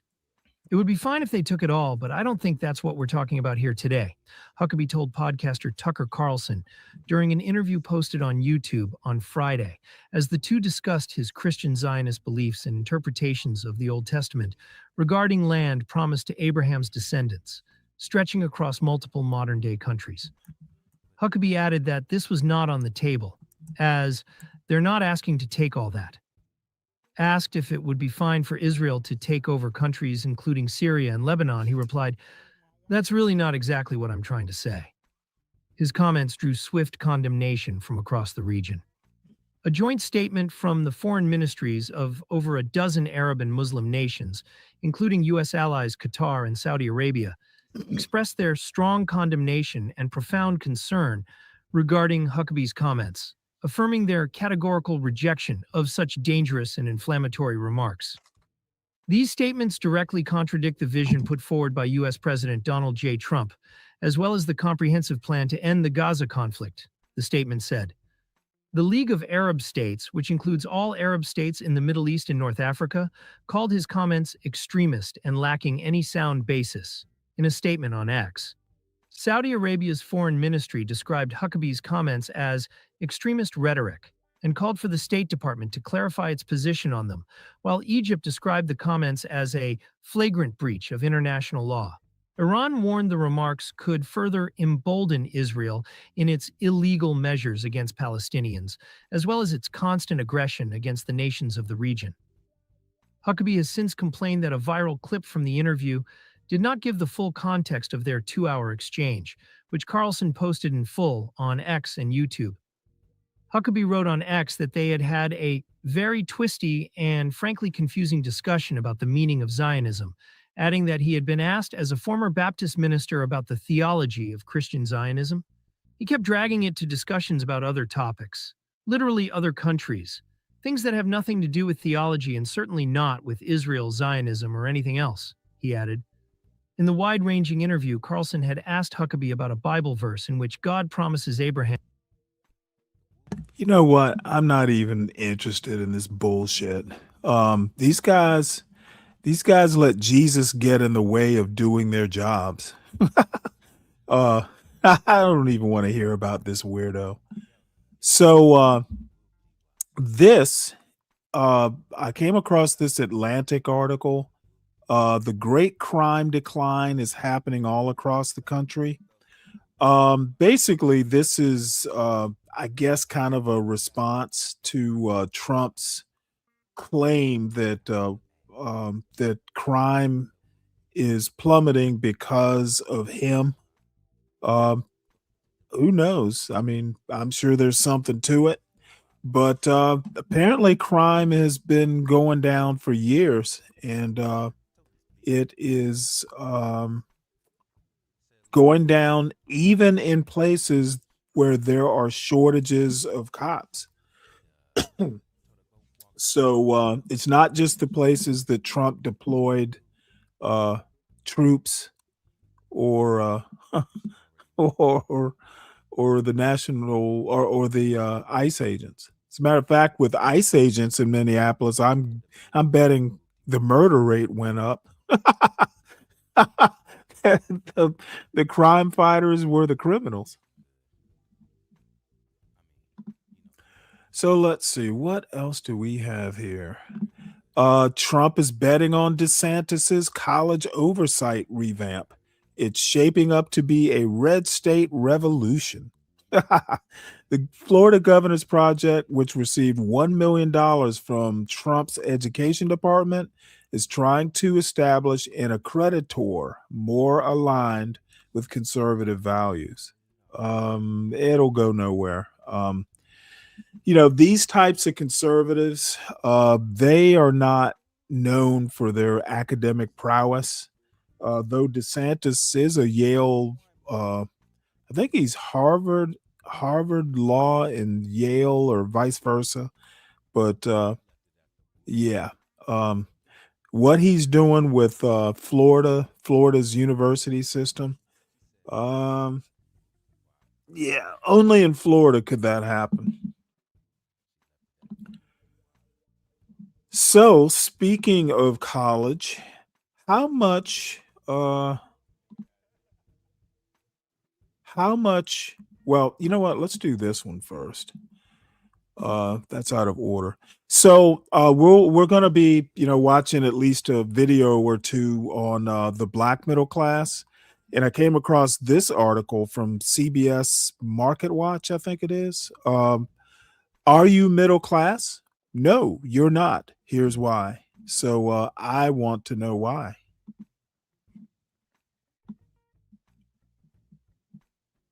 In America, everyone is middle class. And if everyone is middle class, no one is middle class. There is, in fact, no universal definition, so it's as much defined by education and cultural background as income. But the latter covers such a large swath of Americans who, equally important for would-be members of the middle class, aspire to nicer homes, larger salaries, and fancier cars. Recession and the fear of recession is the one thing that could take a wrecking ball to people's dreams of a middle-class life, steady employment, a vacation or to a year, college education, children in summer camp, and a home that is shiny and big enough to subtly showcase, tactfully and with #gratitude on social media. The Pew Research Center uses the middle 20% of Americans' income and wealth, roughly $106,000, to define that massive club where everyone is hustling for membership.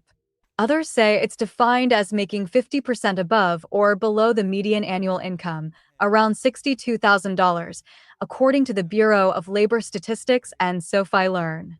Many Americans regard a college education as a critical component to becoming middle class. But this alone may not be enough. Outstanding student loan balances in the U.S. now total around $1.8 trillion, more than any other type of household debt with the exception of mortgages. And don't underestimate the earning power of, say, a plumber. It has become so amorphous and unattainable that the whole idea of middle class has become meaningless. Which brings us to homeownership, that other essential marker for middle class dom. Only 66% of Americans, according to some estimates, actually own their own home. To qualify for a home mortgage with a median price of $418,500, Americans would need to earn $117,000. You can't be middle class to all people all the time. The ability of most Americans to seriously lay claim to the title has become so amorphous and, in many cases, unattainable that the whole idea of middle class has become meaningless. The middle class is dead. Long live the middle class. Is it possible, given the high bar, that even six-figure households are proudly working class? In a recent Wall Street Journal commentary titled "Free Trade Didn't Kill the Middle Class," Norbert Michel, director of the Cato Institute's Center for Monetary and Financial Alternatives, wrote, "The share of households earning more than $100,000 has tripled over the past 5 decades, and inflation has risen nearly 500% over the same period." The debate over whether the middle class has expanded or, in real terms, shrunk, never seems to go away. Do baby boomers or Generation Xers who started their careers 30 years ago, despite seeing their salaries increase over that time, feel any less worried about retirement or job loss or balancing the household budget? Don't mess. Most American weddings are a lot more extravagant than the nuptials of Amazon's Jeff Bezos. Middle class versus working class. If we really are all middle class, what does that mean? This was probably the most eye-opening takeaway from this MarketWatch analysis, which laid out which of the 5 wealth classes you likely belong to based on your net worth, according to a category breakdown by Bo Hansen, a financial planner and co-host of the Money Guy Show. People who belong to the middle class have a net worth of $29,300 to $209,000. Bad luck if you only have a net worth of $29,200, as you only belong to the bottom 10%. The upper middle class have a net worth of $209,000 to $714,000, while the upper class have a net worth of up to $2.1 million. The wealthiest 10% are next. Some food for thought. Roughly 25 million households in the U.S. earn less than $30,000. For the sake of simplicity, let's call them working class to employ a British term that seems to be less popular in the US, or blue collar, a more widely used term for lower paid workers who work just as hard, if not harder, than everyone else. Another sign that the middle class has become harder to pin down. The share of U.S. adults living in middle-class households has fallen over the past 5 decades to 51% in 2023 from 61% in the early 1970s, according to the Pew Research Center, a 10 percentage point decline over that period. Blame rising inequality. Trump's speech to Congress did not mention middle class. He mentioned illegal aliens 5 times. You know who may have noticed this? President Donald Trump. Those figures are broadly, if crudely, reflected in Republican red states. Those red states reportedly have a lower median income than blue states and lower levels of education. Red states also have a higher mortality rate, according to this Newsweek analysis of World Population Review data. American presidents used to appeal directly to the hopes, dreams, aspirations, and fears of the middle class. State of the Union addresses often mention the middle class, primarily because presidents were aware that folks either wanted to be middle class or thought of themselves as middle class, even if they only had a couple of key qualifiers. The middle class is not what it used to be, politically speaking at least. We used to be red meat for lawmakers. Trump's speech to the joint session of Congress last March mentioned the middle class 0 times. He did. Yeah, I don't know. I guess you're middle class if you say you're middle class these days. This also caught my attention, and it's somewhat related. How much one parent needs to earn so that the other can stay home in every U.S. state. Let's see here. Let's see if there's a chart.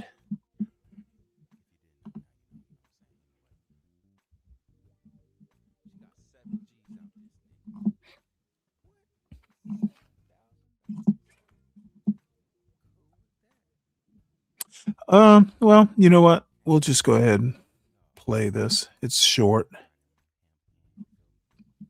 When a couple welcomes a child to their family, many may want one parent to stay home with the new addition rather than returning to work. But that decision comes with a number of trade-offs. Having one parent stay home may help the family save money on childcare, which can cost more than college tuition in more than half of states, according to data from the Economic Policy Institute. However, it could negatively impact that parent's salary prospects or career growth if they later decide to return to work. Another factor to consider is if the working parent's income is enough to support the entire family. In Hawaii, a working parent needs to earn at least $102,773 a year to support themselves, a non-working partner, and a child. According to a recent smart asset analysis of Massachusetts Institute of Technology living wage calculator data. The analysis includes estimates for basic living expenses, including rent, groceries, and healthcare. It doesn't account for discretionary costs like travel and entertainment, but includes cost estimates for basic apparel, household supplies, and personal care products. In Hawaii, the working parent needs to earn the most of any state to support a three-person household, the analysis found. However, if both parents work, the family needs to earn at least $115,814 a year to afford basic living expenses, including childcare, smart asset found. The median household income in Hawaii is just over $98,000, according to Census Bureau data. Here's how much one parent needs to earn so the other can stay home in every U.S. state. Hidden costs of being a stay-at-home parent. Leaving the workforce for a few years can have long-term effects on a parent's career, Emily Green, head of wealth management for Elvest, previously told CNBC Make It. This often affects more women than men since women represent 82% of stay-at-home parents, according to Pew Research. In households where there's a little more financial wiggle room, women often don't think about what they may give up in the long term, say in 5 to 10 years, by I'll stop that there. According to this chart, Alaska seems to be the place where you can earn the least, which I don't know, looks like I don't know, maybe looks like $60,000 or so. And the Northeast, specifically New England, looks like the uh, the top of that pyramid. Midwest is in the middle, and places like Montana, Idaho, and Washington are on the lower end of the pyramid. And I can't see Georgia. This is kind of a weird chart. I haven't figured out how to expand it.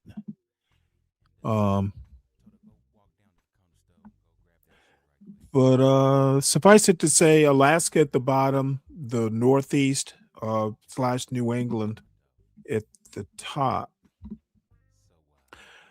And actually, while I'm thinking about it, everyone, few of you that are here, apparently everybody's busy this Monday.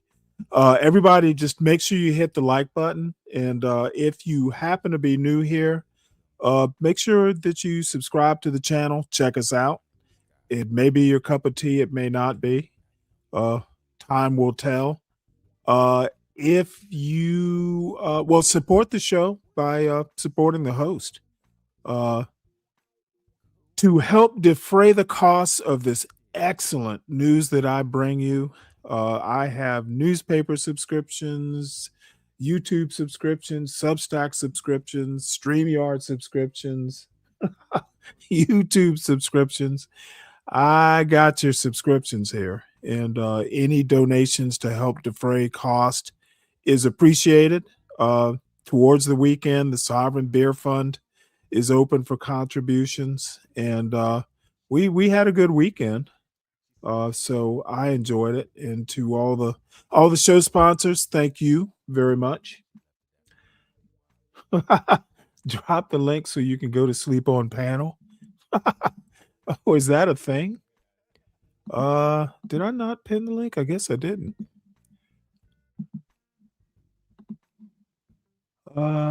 Let's see here.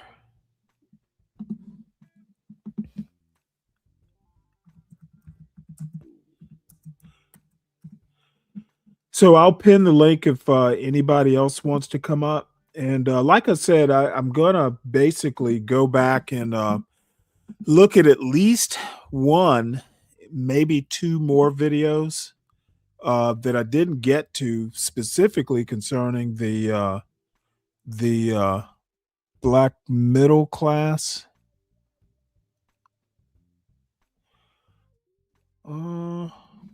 Let's see here.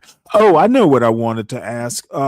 And there's really not a lot of people here, but I'll ask it anyway. The State of the Union address, it's usually around 9 o'clock or so. So I'm wondering how I schedule that.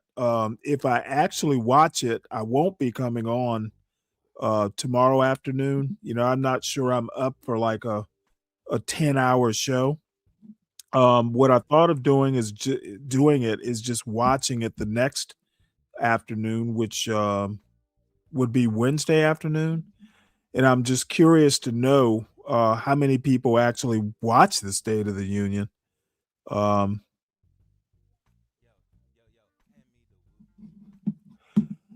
I would imagine almost no one does. Sometimes, I used to actually watch it live. I haven't done it the past few times because, a lot of times I'm either busy or actually in bed by 9. So I'm thinking maybe. Oh, do you normally watch it? I don't know. I guess I'll know by tomorrow whether I'm going to watch it live or just do it time delayed the next afternoon. What's up, Queen? Nothing much. How you doing?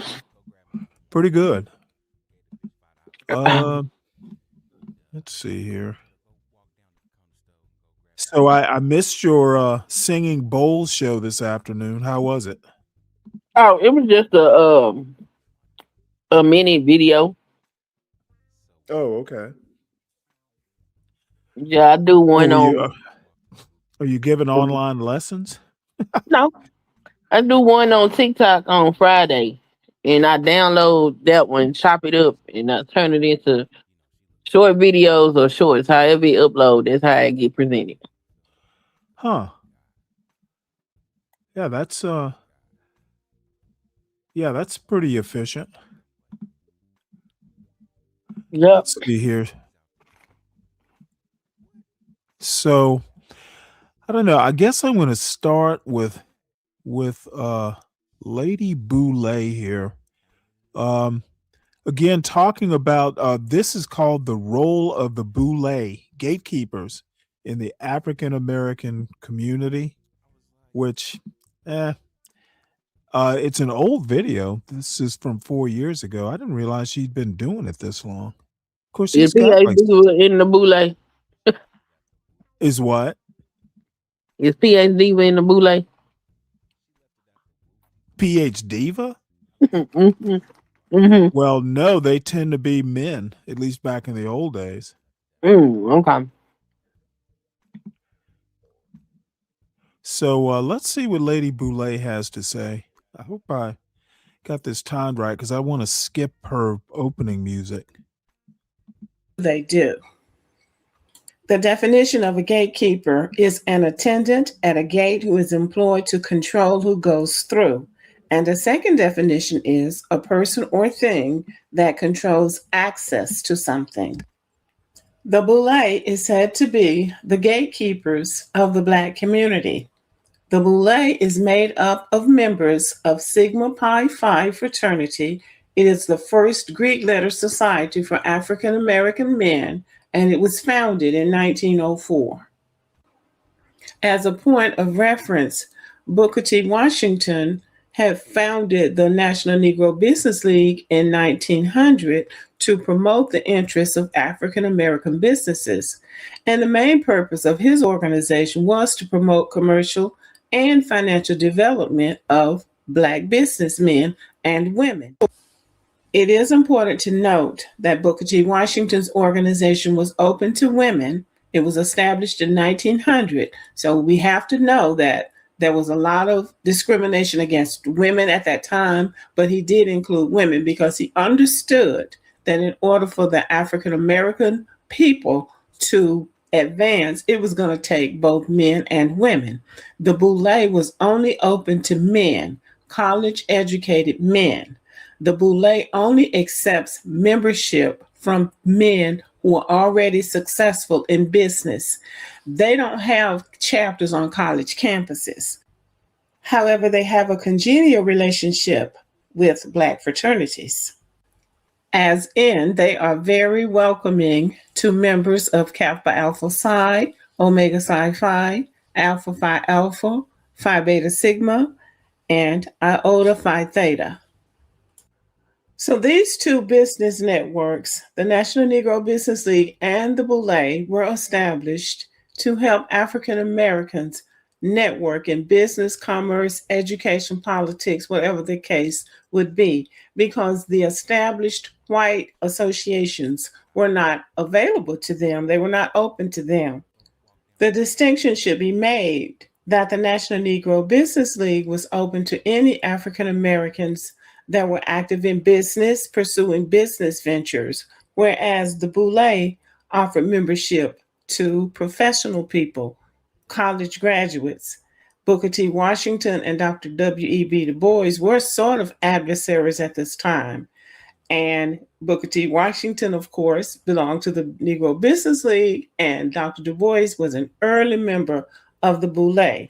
Also, Booker T. Washington was very supportive of Black Wall Street in Tulsa. So that has to be noted. To know what the Boule does is to know who the members are. And this is a small list of men that belong or did belong to the Boule. Dr. W.E.B. Du Bois, author, professor, and activist. Dr. Martin Luther King, civil rights leader. Ralph Bunche, ambassador to the United Nations. Andrew Young, mayor of Atlanta, ambassador to the United Nations and civil rights leader. Douglas Wilder, governor of Virginia. Thurgood Marshall, Supreme Court Justice. Eric Holder, Attorney General of the United States under President Obama. John Lewis, a congressman from Georgia. And Kenneth Chenault, who was the CEO of American Express. These are African American leaders. They come from all walks of life, from politics, government, education, and business. They are called the gatekeepers of the African American community. I will read their mission statement, and then I can discuss what I know that some of these organizations do that these men belong to in addition to the Boule. Their statement says that they are modeling leadership, education, and civic responsibility by supporting these endeavors and by mentoring the young men who will advance the African American community in all facets of equality, mutual respect, and devotion to democratic traditions. Also, in their historical information, they say that in the early years of Sigma Pi Phi, they were a secret organization, but in 1982, they adopted a policy of limited and selected publicity, and that usually has to do with money. When you open your organization up in ways like that, it's usually to do with the fact of money. Sigma Pi Phi, the Boule, like all Black Greek fraternities and sororities, is a service organization. These organizations were formed in the early 1900s, and the whole idea of them was to service the African American community because we did not have access to white organizations and associations. So these men and women formed these organizations to address the needs in the African American community. As far as these organizations being gatekeepers of the African American community, it first must be stated that every community has gatekeepers. The mayor, the city council, the governor, the state legislature, The President of the United States, the U.S. Congress, the Supreme Court, and everybody who works under those headings is a gatekeeper. So every community has gatekeepers. In the African American community, there is nobody who has any power outside of what the collective of African Americans give. So people who are operating as gatekeepers are people that are reliable in the sense that they do hold responsible positions. They have built successful businesses or successful careers for themselves. They are vetted in a way that any white person would be vetted. So if you need somebody to do something for the African American community, you go for the person that's already doing something in the African American community that the people respect.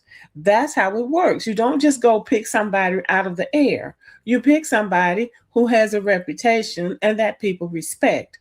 Very often it is men like the Boule. And I can say for certain, if you want to go out to a party or a ball where you dress up in your beautiful gown and your jewelry, whether it's real or fake, have a good time, be treated like a lady, and not worry about the place getting shot up, go with these guys.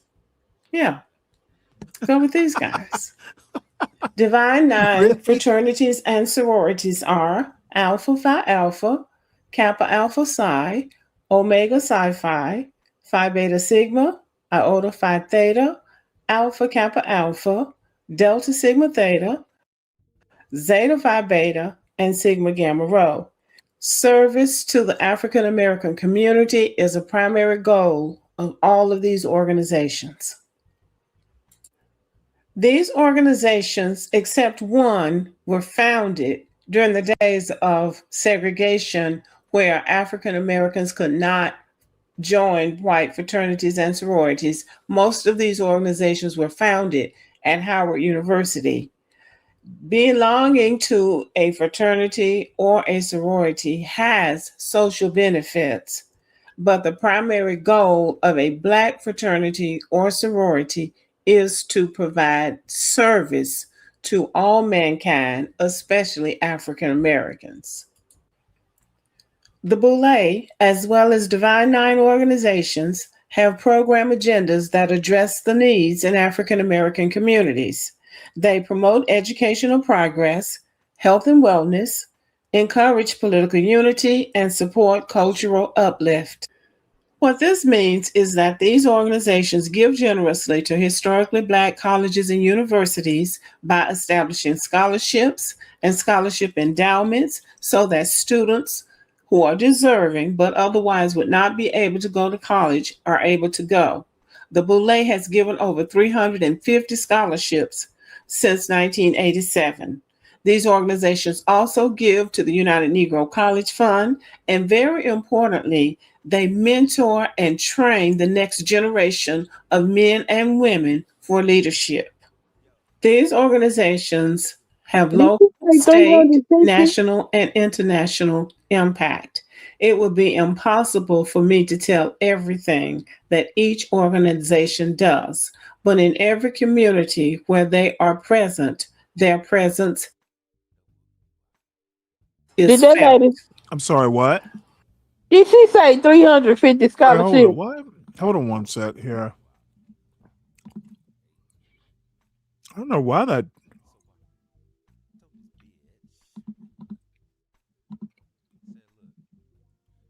You know what? Hold on one sec. I've got an echo and I can't figure out where it is. Did she say what? Did she say 350 scholarships? 350 scholarships. Apparently. Oh, I know where it's coming from. Damn. All right. So I guess she did. Why, you don't believe her? No. Why did she say that? She should have kept that to herself. Why? 350 scholarships since when? Hold on one sec. These organizations have local, state, national, and international impact. It would be impossible for me to tell everything that each organization does, but in every community where they are present, their presence is felt. The Boule and several of the Divine Nine organizations gave at least $1 million each to the African American Museum at the Smithsonian. And there are many, many more charitable, school, and social organizations that these organizations donate to or in some way support. These Oh, no, it must not have gone organizations back promote far enough. health and wellness by number one, donating tons of food to food banks across this country so that anybody, an individual, families, or anybody can go and get a free meal. They also partner with the American Heart Association to bring attention to heart disease in the African American community because heart disease is the number one killer among African American men, but it is also a killer among African American women. My own sorority, Alpha Kappa Alpha, has a mammography unit where we go into communities where women may not have access to breast cancer screenings and provide free breast cancer screening because although white women are diagnosed with breast cancer more often, Black women die from it more often. My husband's fraternity, Kappa Alpha Psi, supports the Piney Woods School and has supported it for some time. The Piney Woods School is a private boarding school for African American students, grades 9 through 12, in Piney Woods, Mississippi. It was established in 1909 and has been operating continually since then. It is one of only 4 remaining historically African American boarding schools in the United States, and it is the largest of the 4. In 2020, it was listed on the National Register of Historic Places, which means that it now receives funds from the federal government. The school is successful. 98% of their students go on to college, including the University of Mississippi, Spelman, Morehouse, So it's Howard co-ed. University, That's University of the South, Smith College, Harvard, Vassar, Princeton, University of California at Los Angeles, University of Maryland, Texas Southern, Amherst, so forth and so on. I will end the video by saying that a little learning is a dangerous thing. The African American community is still a work in progress. We need all hands on deck. Everybody You hear needs to that? be doing something to help and to uplift our young people, our old people, and everybody in between. In order for you to be a gatekeeper, as they call them, means that you're a leader in the community. African Americans have to trust you, and the collective of African Americans have to agree that you're the leader.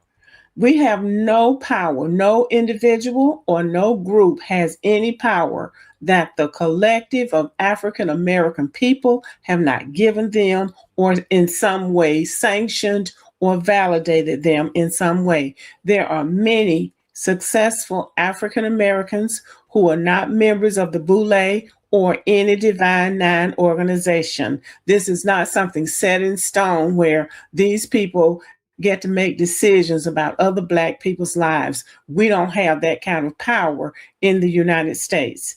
But Sigma Pi Phi and other organizations do things to help. They do offer services in the community that many of our people may not be able to get otherwise. It is unfair and it's wrong to slander people or their organizations because you don't like them or you don't like what they stand for. If you don't like what they stand for, join your own or create your own, form your own organization.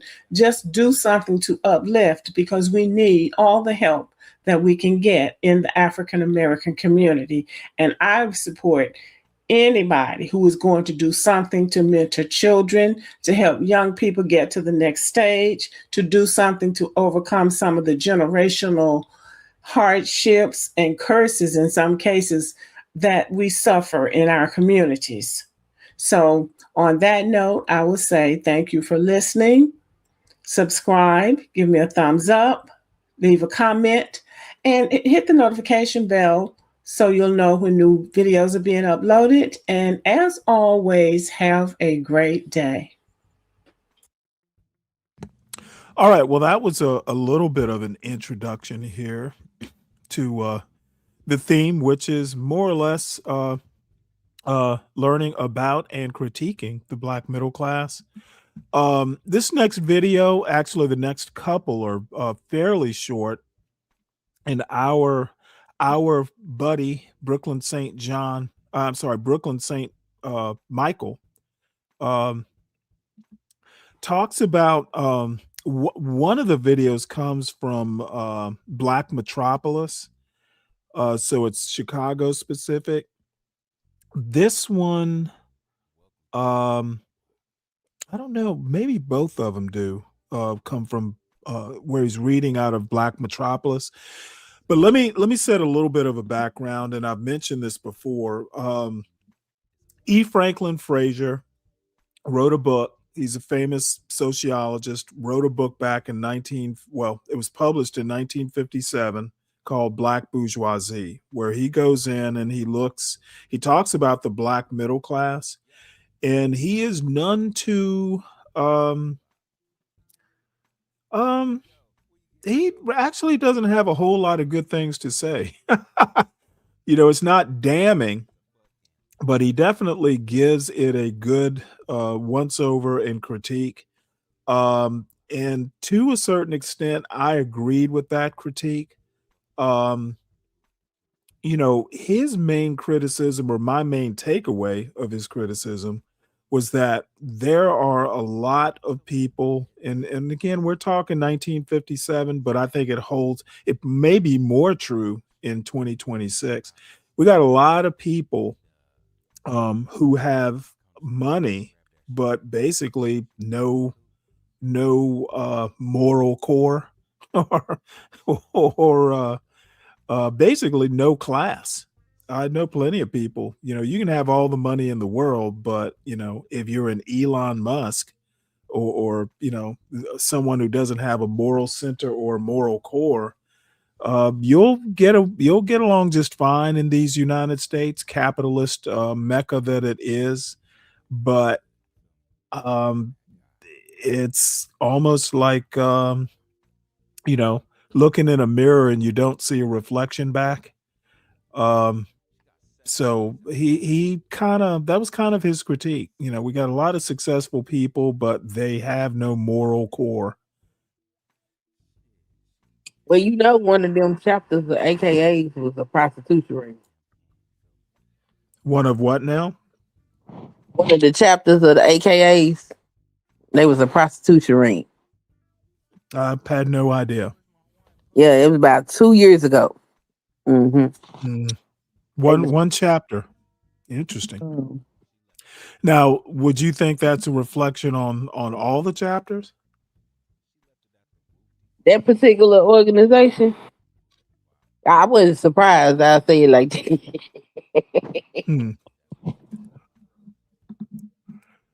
All right, so let's go ahead, and I think he may even. Well, this particular video is titled "These Blacks Traded Standards for Status in the 1950s," and yeah, that's actually a better way of saying it. The status is there, the standards are not. There's nothing wrong with having status, but what is it to a people to have all the status in the world but have no standards to stand upon? Well, this was the case for a new group of middle-class Blacks, as explained by author and sociologist Dr. E. Franklin Frazier in his book right here called Black Bourgeoisie, which was published in 1957. And so this area of critique on this particular group of Blacks, it took place in the field of education and in teaching. So what I want you to do is follow along right now so we can see how these Blacks traded in standards for status. So here we go. So starting on page 71, it says this: the missionaries from New England who founded the first schools for Negroes in the South left the imprint of their Puritan background upon Negro education.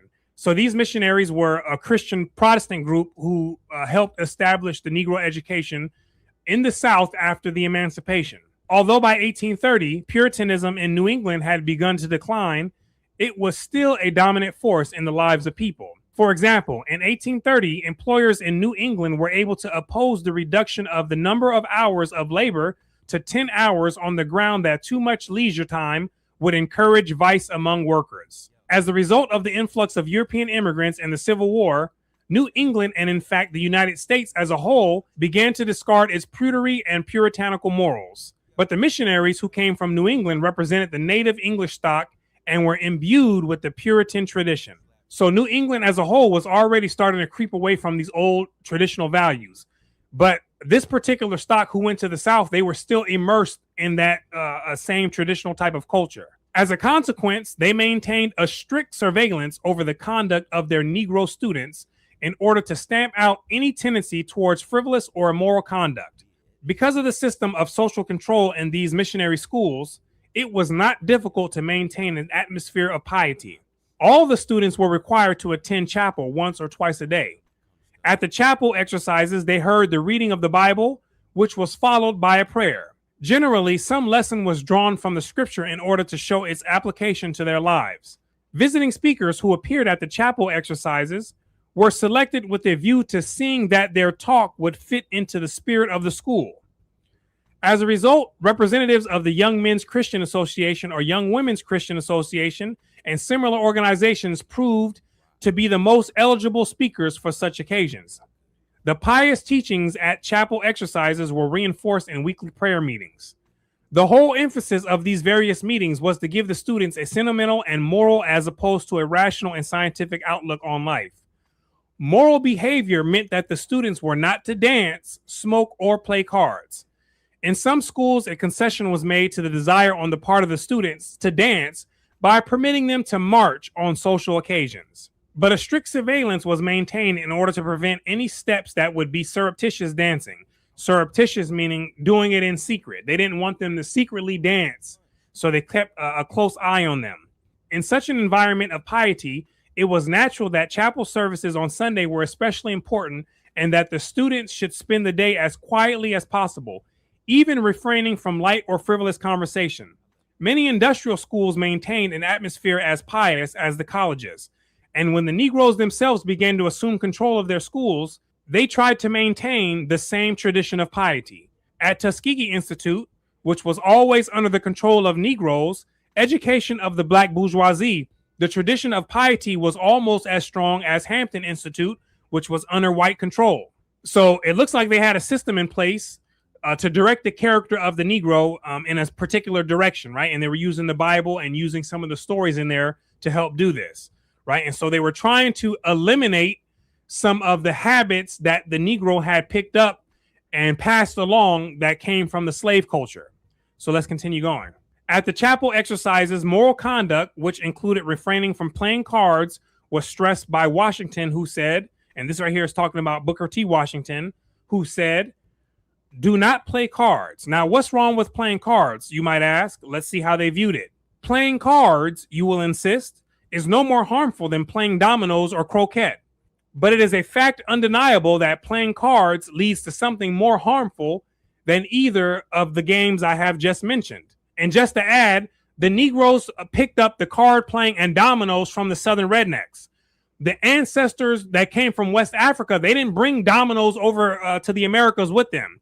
The Southerners brought that over with them coming from Europe, right? Where they were said to have played those games over extended periods of time, along with getting drunk and rolling the dice, right? You can read this in Dr. Grady McWhiney's account in the book called The Cracker Culture on page 132, right? And so let's continue going. Card playing has a history and is the experience of men who understand crime, who understand civilization in all its grades, that card playing has been the source of any number of crimes.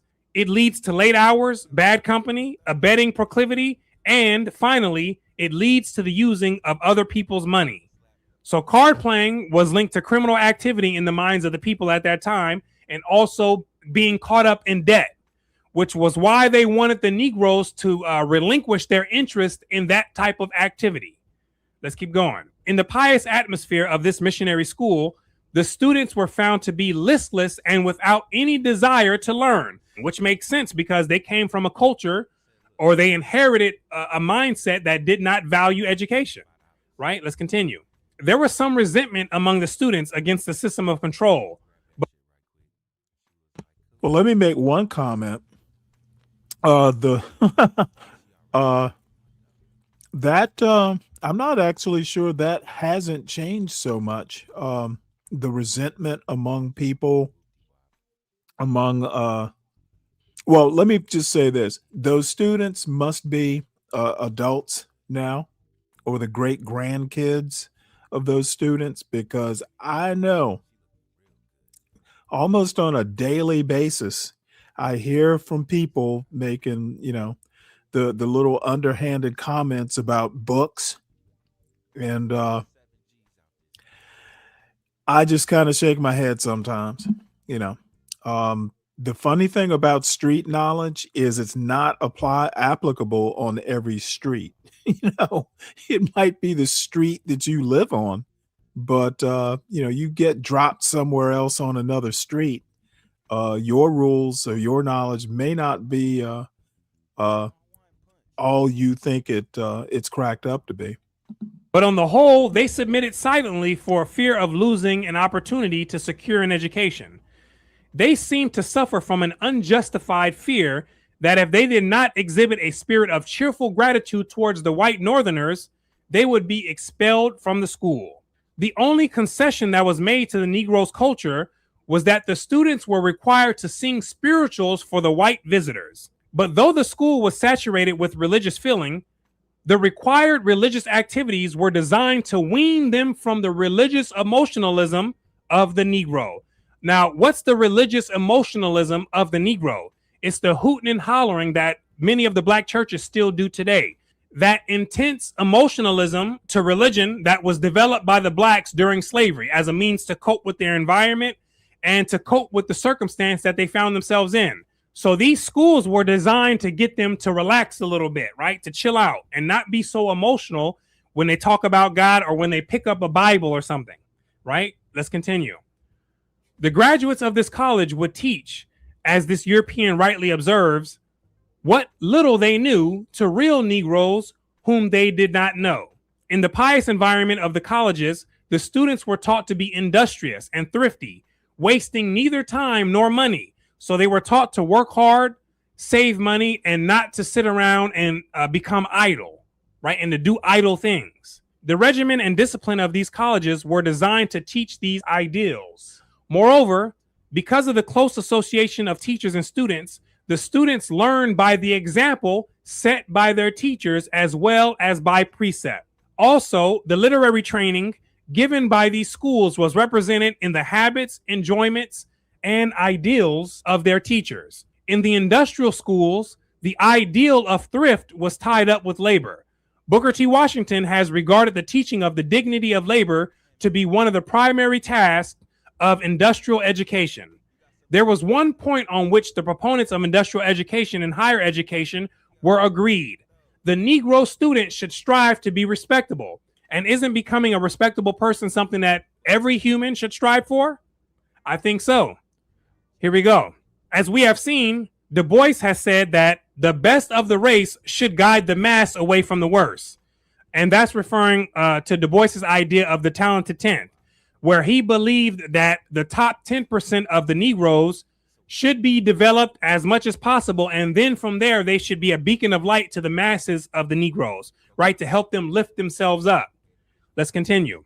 And Booker T. Washington, who always counseled his students against the shiftlessness and rude behavior of Negroes, told them in one Sunday evening talk, there is a beauty, a transformation, as it were, a regeneration that takes place in the physical makeup of a young man or young woman who gets into the habit of living on the high side of life rather than on the low side. And the low side is talking about the pits, which is filled with struggle, crime, misfortune, and a miserable life. And the high side would be the opposite of that, right? Let's continue.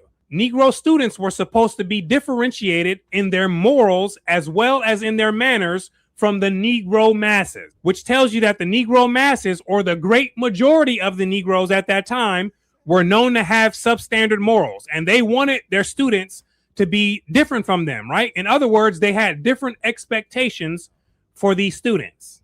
Let's continue. For that reason, they were not to indulge in the religious emotionalism of the black masses. In some cases, the core of the student bodies of the schools founded by the missionaries consisted of the children of Negroes, predominantly mulattoes, who were free before the Civil War. It was not difficult to get the children of this favorite group, which was Fred, one of the I guess if I find it useful, and I don't know that I've ever mocked E. Franklin Frazier, I think a lot of things have changed since Black Bourgeoisie, but I think a lot of things are also the same. I think that the disregard for education, it was true then and it's true now, but I actually think it's more an American thing. I don't think it's really that representative of the black demographic specifically. It may be more acute, but American culture at large has a disregard for expertise, and pretty much always has. I do think that there is a tendency of E. Franklin Frazier talks about people who kind of start from the quote low side of life, as Brooklyn St. Michael just quoted. A lot of times they will ascend, and you know what? I'll just use rap music, rappers as a good example, where you'll have people growing up in poverty or on the streets wind up being successful as rappers, and they basically grow in wealth, but they don't grow in their moral core. So that's a lot of what E. Franklin Frazier talked about, or at least one of the takeaways I took, where people ascend into the middle class, but their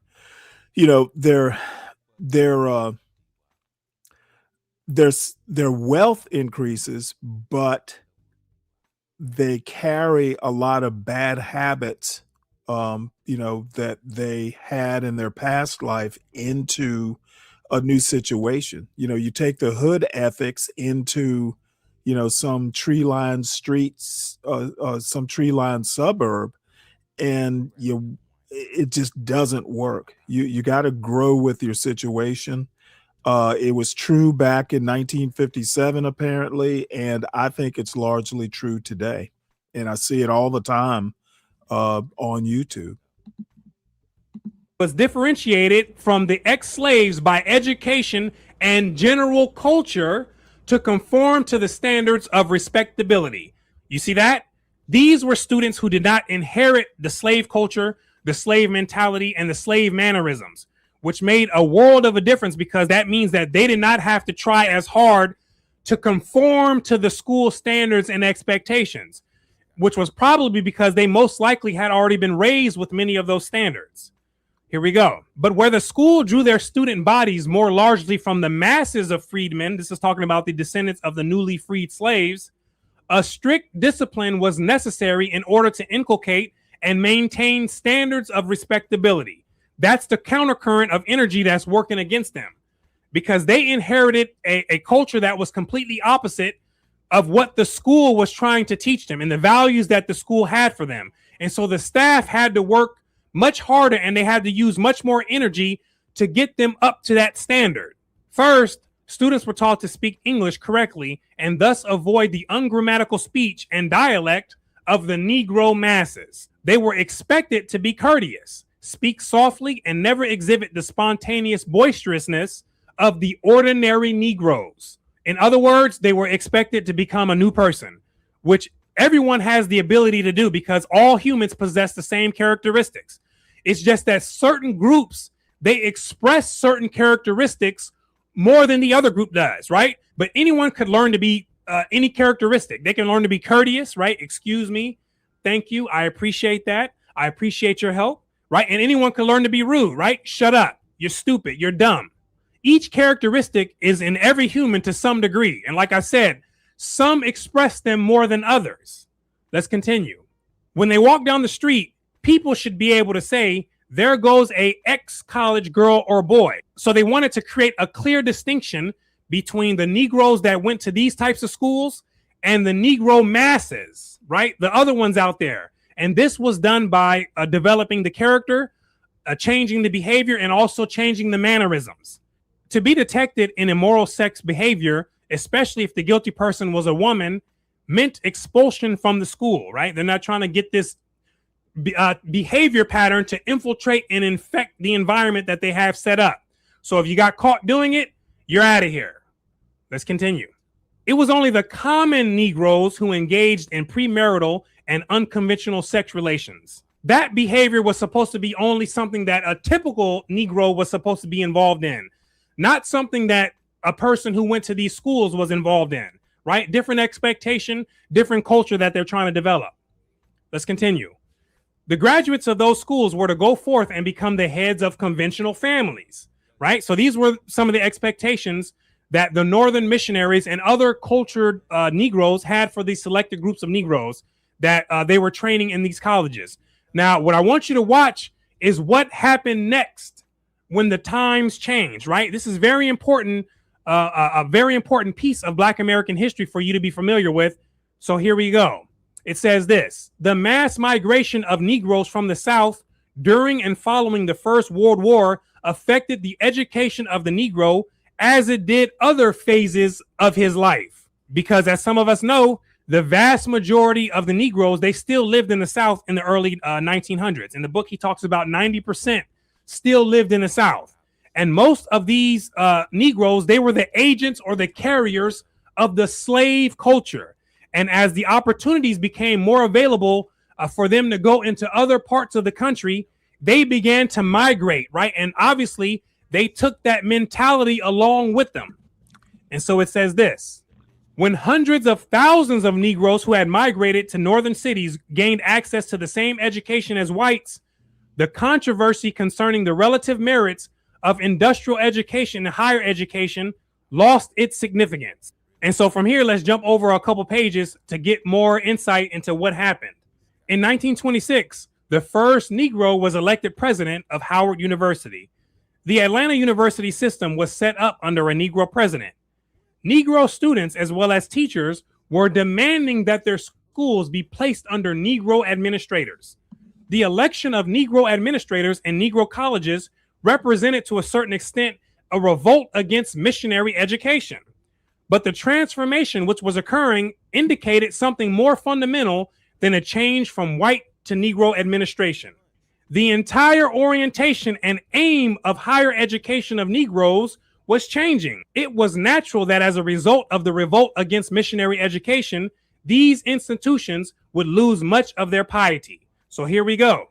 Dancing, card playing, and smoking ceased to be deadly sins, and requirements concerning chapel attendance were modified, right? Only in the smaller and isolated schools did the tradition of piety linger. Now, why did it linger there? Because they were isolated and didn't have that much of an influence from these other folks coming in. There was less talk about thrift and the dignity of labor. Respectability became less a question of morals and manners and more a matter of the external marks of a high standard of living. You see that? The culture shifted from the inner work and the development of morals and standards to that of a focus more on the outer appearance and the outer importances, and especially material possessions. Watch this. As the children of the Negro masses have flooded the colleges, it was inevitable that the traditional standards of morals and manners would have to give way. Now remember, the Negro masses were the carriers of the slave culture. And since it was way more of them they carried a way larger mass of energy with them that shifted the culture, right? If it was like 10 or 20 of them, then their influence would most likely not have been so great. But it was hundreds of thousands of them, as Dr. Franklin states, right? Now let's see what they brought with them. These children of the peasants had no particular interest in learning to speak correctly, nor in cultivating the gentility of their predecessors who had come under the strict discipline of northern missionaries. The blacks with the slave culture, they had no desire to learn English properly, nor to change their values. And what's worse than trying to get people to do something that they don't truly want to do? Let's continue. Many of them, having come from a background of disorganized family life, were strangers to the traditional puritanical morality of these schools. A chance for a college education represented for them the chief means of achieving social and economic mobility. The colleges had to make concessions to their poor educational and social backgrounds. But the children of the Negro masses were not primarily responsible for the change in the character of the Negro college. The outlook and aims of the colleges changed in response to the aspiration and values of the second generation of Negro college students and their Negro teachers who were imbued with the middle class values. So the second generation of the Negro masses and their teachers are who played the biggest part in the change of the college culture, right? They had the middle class values, which we talked about. It consisted of more material things. And on top of that, they still had the slave values, right? Which they had inherited. And when you put those two together and blended it, this was the result that came. Unlike the missionary teachers, the present teachers have little interest in making men, but are concerned primarily with teaching as a source of income, which will enable them to maintain middle-class standards and participate in Negro society. See, they were all about money, materialism, and status. According to Dr. Fraser, they didn't care about making men for the future. They cared about themselves and keeping a certain status.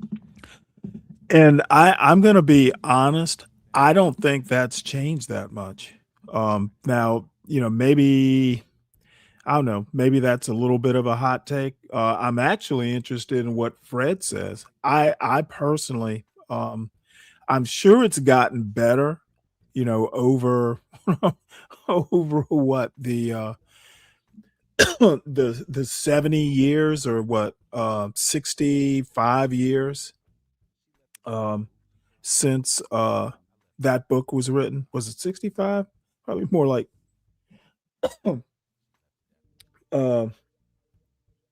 probably more like, well, 65 years. We'll just say that. Because I think, oh shit. Yeah, 57. I think that a lot of that is still prevalent, where people are more interested in status than actually making their kids, into, a finished product, making sure their kids have a moral core. But that's my take on it. Any thoughts, Queen? No, I agree with you. Now, I would say, I'm going to say, damn, I want to say 50-50, like 50% do, 50% don't. But I fear I'm being a little bit too severe in that criticism. But I mean, again, now I also have to be careful because, YouTube these days, I probably talk to or experience more people on YouTube than I do in real life. But it shocks me, the behavior and even the interest of people who are 30, 40, 50 years old on these internets. Like, they've been talking about Corey and Anton for fucking for what, 2 months? It's like every day there's a new angle, and neither of these two guys are that important culturally. I don't get it. I be shocked at some of these PhDs that on here. Like, what the hell? Is what you find entertaining? It's crazy. So, I mean, to Fred's point, my buddy Fred's point, Black Bourgeoisie is one of those books where I'm not, I say, I look to it more for the historical significance, but I don't know if what E. Franklin Frazier wrote about or his thinking, his criticism of 1957 has changed that much here in 2026. I'm not so sure. Let's continue. It appears that the majority of them have no knowledge of books, nor any real love of literature. And why is that? Yes. Because the slaves were cut off from knowledge. It was illegal for them to read.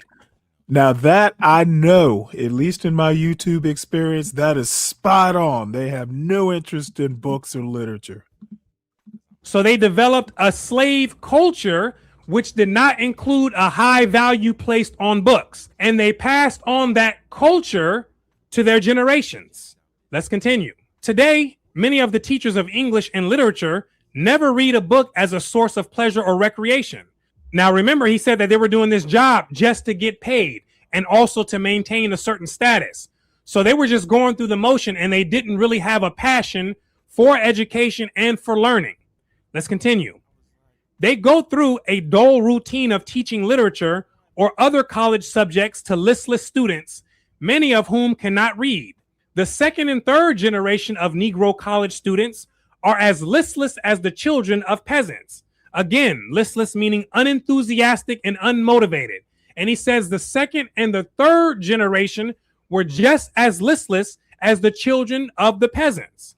Let's continue. The former, meaning the second generation, are interested primarily in the activities of Greek letter society and social life, while the latter, meaning the third generation, are concerned with gaining social acceptance by the former. Both are less concerned with the history or the understanding of the world about them than with their appearance at the next social affair. The girl with a peasant or working class background may be irritated by her mother's inability to buy an expensive party dress. But what can be expected when the dean of women has instructed her to tell her mother that she must have the dress at any sacrifice?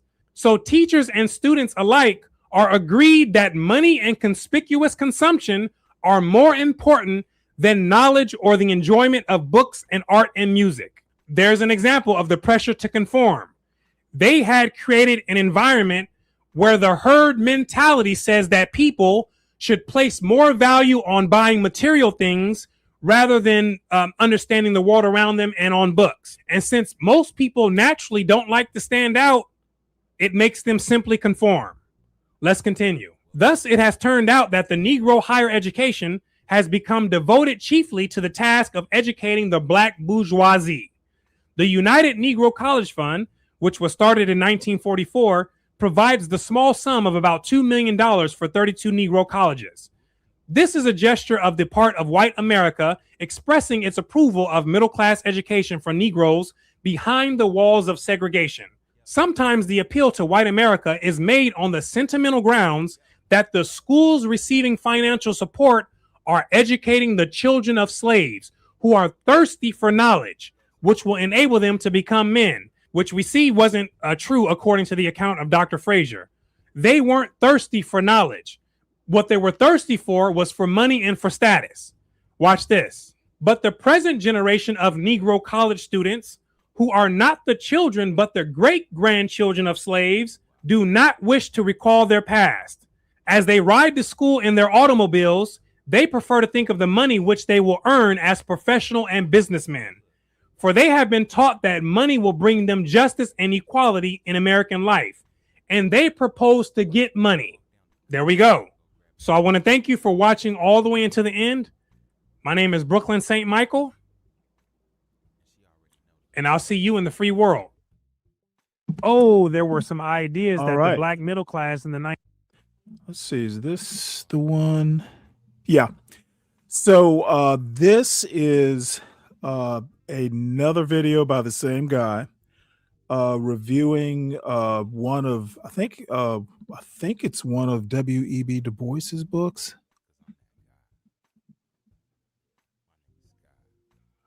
I never watched this one all the way through. But anyway, this is called What the Black Middle Class Really Thought But Never Said Out Loud. I'd love to know. 1930s had about blacks they viewed as being underneath them. And we're going to get a snippet of some of those ideas today. In our journey along in the history of blacks transforming from country people to city people, we come again into writings from Dr. W.E.B. Du Bois. Now, we first ran into Dr. Du Bois in his groundbreaking sociological study of blacks, The Philadelphia Negro, published in 1899. And now we're going to catch up to see what his views are just over 40 years later. And so we'll find those views in his 1940 autobiography titled Dusk of Dawn. Now, in this book, there's a great portion about his personal life.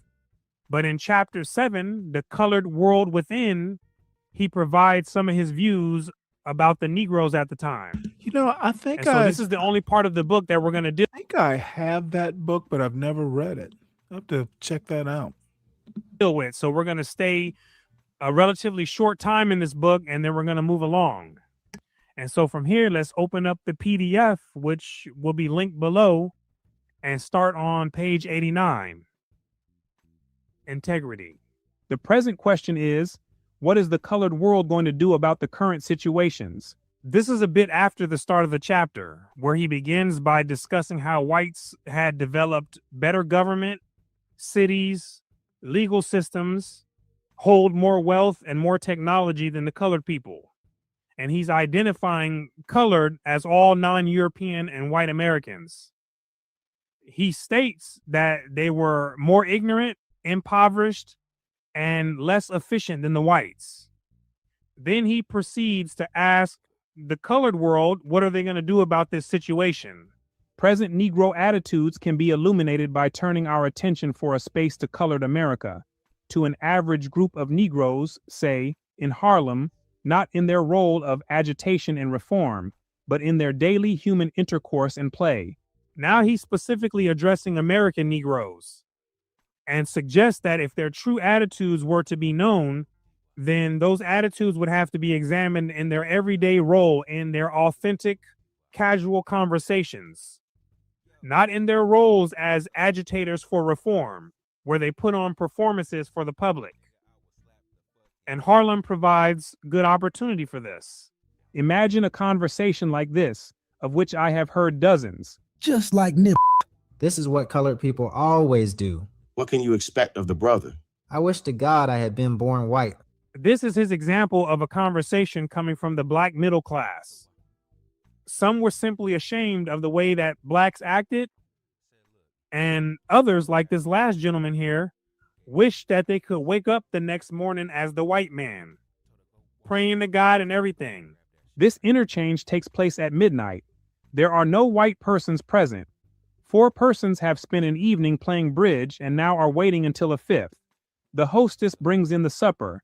The apartment is small but comfortable, perhaps a little too full of conventional furniture, which does not altogether agree in pattern, but evidently the home of fairly well-to-do people who like each other and are enjoying themselves.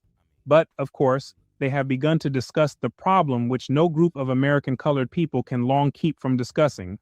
It is and must be the central interest of their lives. Pay attention. There is a young colored teacher from the public schools of New York, well paid and well dressed, with a comely form and an arresting personality. She is from the South. Her mother had been servant and housekeeper in a wealthy Southern white family. Her grandmother had been a slave of their own grandfather. This teacher is complaining bitterly of her walk through Harlem that night, of the loud and vulgar talking, of the way in which the sidewalks were blocked, of the familiarity and even insults of dark loafers. Dark loafers meaning idle black people.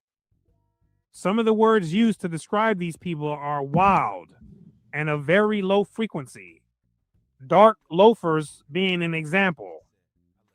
Now, he's not saying this as an insult, but the people have been used to being called so many insulting names that it becomes hard to recognize an insult even when it's apparent. So the young colored woman receives insult from the idle black men who act as if they knew her, of the insistent bad manners and resentful attitude of so many of these Harlem black folk. Those were her complaints about 1930s Harlem. Loud, vulgar black folks cluttering the sidewalk and insulting her. The lawyer lights a cigar. It certainly is a question where to live. He says he had been educated at Fisk University and brought in contact for 8 years with northern white teachers. Then he had gone west and eventually studied law at the University of Michigan. He is big, rich, good-natured, and well-dressed. Now, the text here describes him as dark, but we're not going to do him like that. We're not going to put the spell on him by using that word, which Erpois replaces with the word rich, a more fitting word for the worldview that we're creating. He complains of the crowded conditions of living in Harlem, of the noise and dirt in any Negro community, of the fact that if you went out to a better class white neighborhood, you could not rent. You had to buy. If you did buy, first you could place no mortgage. Then the whites made your life a hell. You better believe they did. And they were violent when it came to doing so. Physically violent, verbally violent, and just violent in general when it came to making it known that they did not want blacks moving into their neighborhood. They would burn houses, assault the families, and write demeaning messages on the homes of blacks who moved in. And I can't see how this was any better than living with the blacks. And I can't understand why they wanted to move over there unless it was just way worse in the black community. And this was the lesser of the two evils. But other than that, I just can't understand it. If you survive this, the whites became panicky, sold to anyone for anything. And what happened next? Pretty soon, in 2, 3, 5 years, people of all sorts and kinds came crowding in. Homes were transformed into lodging houses. Undesirable elements became your neighbors. The same blacks he was running away from were some of the same ones who moved right on over to the new neighborhood. Then once they moved in, what happens? The neighborhood crime goes up. Why? Because this undesirable element brings a different set of values with them. Just because they left the old ghetto and moved into a better place, this doesn't mean that mentality they had was left there in the ghetto as well. It comes right along with them. And part of that mentality is the practice of turning to violence as a way to solve basic conflicts. I moved to a nice apartment on Sugar Hill last year. It had just been turned over to colored people. The landlord promised everything. I started out of the apartment last night. There was a pool of blood in front of my door where there had been a drunken brawl and cutting the night before. The whites took off to avoid this, as did the blacks who originally left the ghetto neighborhoods. But they got stuck, and what they were running away from had partly followed them again. A young, slim, cream-colored physician, native of New York and a graduate of its schools, but compelled to go to Howard in order to finish the clinical work of his medical education, looked uncomfortable. I don't mind going with colored people. I prefer it if they are my kind. That's the key. If they are his kind, not just because they share a similar skin color. How superficial is that? Everyone naturally seeks to be around people who share similar values and who they generally get along with. That's why the ghetto stay with the ghetto, the criminals hang around the criminals, the white supremacists hang with the white supremacists, and the good citizens of the universe hang with the good citizens of the universe, which is us. Everyone goes after their own kind. But if I go out to lunch here in Harlem, I get pork chops and yams, which I do not like, served on a tablecloth which is not clean, set down negligently by indifferent waiters. In the movies uptown here, I find miscellaneous and often ill-smelling neighbors. On my vacation, where can I go? The part of Atlantic City open to me. I continue to frequent because I see so many charming friends of mine from all over the land, but always I get sick at heart, not only at the discrimination on the boardwalk, in the restaurants, on the beach, in the amusements. That is bad enough, but I gag at the kind of colored people always in evidence, against whom I want to discriminate myself. It made him want to discriminate against them. It was embarrassing to him. And it gave the group he identified with a bad reputation. We tried to support a colored section of the beach. See who crowded in. We failed. The undesirables came in, Yes, but that is all pleasure or convenience. says the fourth man. He was an insurance agent, playing a difficult game of chance with people who made weekly payments to him and then tried to beat him by malingering, or with others who paid promptly and had their claims disallowed by the higher-ups. What I am bothered about, he says, is this poverty, sickness, and crime. The cheating of Negroes, not only by whites, but by Negroes themselves. The holdups and murders of colored people by colored people. I am afraid to go to some places to make my collections. I don't know what is going to become of Negroes at this rate. This was in the 1930s. But if he lived long enough to see the 1960s and beyond, then he would have been shocked because it became much more violent. Just then, the fifth member of the party, the wife of the insurance agent, emerges from the kitchen where she has been arranging the lunch. She is pretty and olive, a little inclined to be fat. She was the daughter of rich laborers who had gone to Boston after emancipation. It says dark laborers, but again, we're not going to put that curse on the people. So we use rich instead. There she had been educated in the public schools and was a social worker there before she married. She knew how to cook and liked to, and is accompanied through the swinging door by a delicious aroma of coffee, hot biscuits, and fried chicken. She has been listening to the conversation from outside, and she came in saying, "What's got me worried to death is where I am going to send Junior to school. Junior is bright and has got nice manners, if I do say it. But I just can't send him to these Harlem schools. I was visiting them yesterday. Dirt, noise, bad manners, filthy tales, no discipline, overcrowded. The teachers aren't half trying. They purposely send green teachers to Harlem for experience. I just can't send Junior there. But where can I send him?" What this is doing is giving us decades earlier of insight as to why so many middle-class blacks took flight out of the black community once given the opportunity after the civil rights in the 1960s. All these pieces of conversation had been going on for the longest in the black community. But the dilemma was that they had few options to leave. So they were forced to live amongst each other. You see? So keep this mentality in mind because it's going to help understand black flight once we get to that portion of the history later on. This is a fairly characteristic colored group of the better class, and they are voicing that bitter inner criticism of Negroes directed in upon themselves, which is widespread. According to Dr. Du Bois, this type of talk was widespread amongst the better class of blacks. It tends often to fierce, angry, contemptuous judgment of nearly all that Negroes do, say, and believe. That's how much resentment they have. And it scarred them because many of them still wanted to have race pride, but felt powerless to change much that was going on. Of course, these words are seldom voiced in the presence of white folk.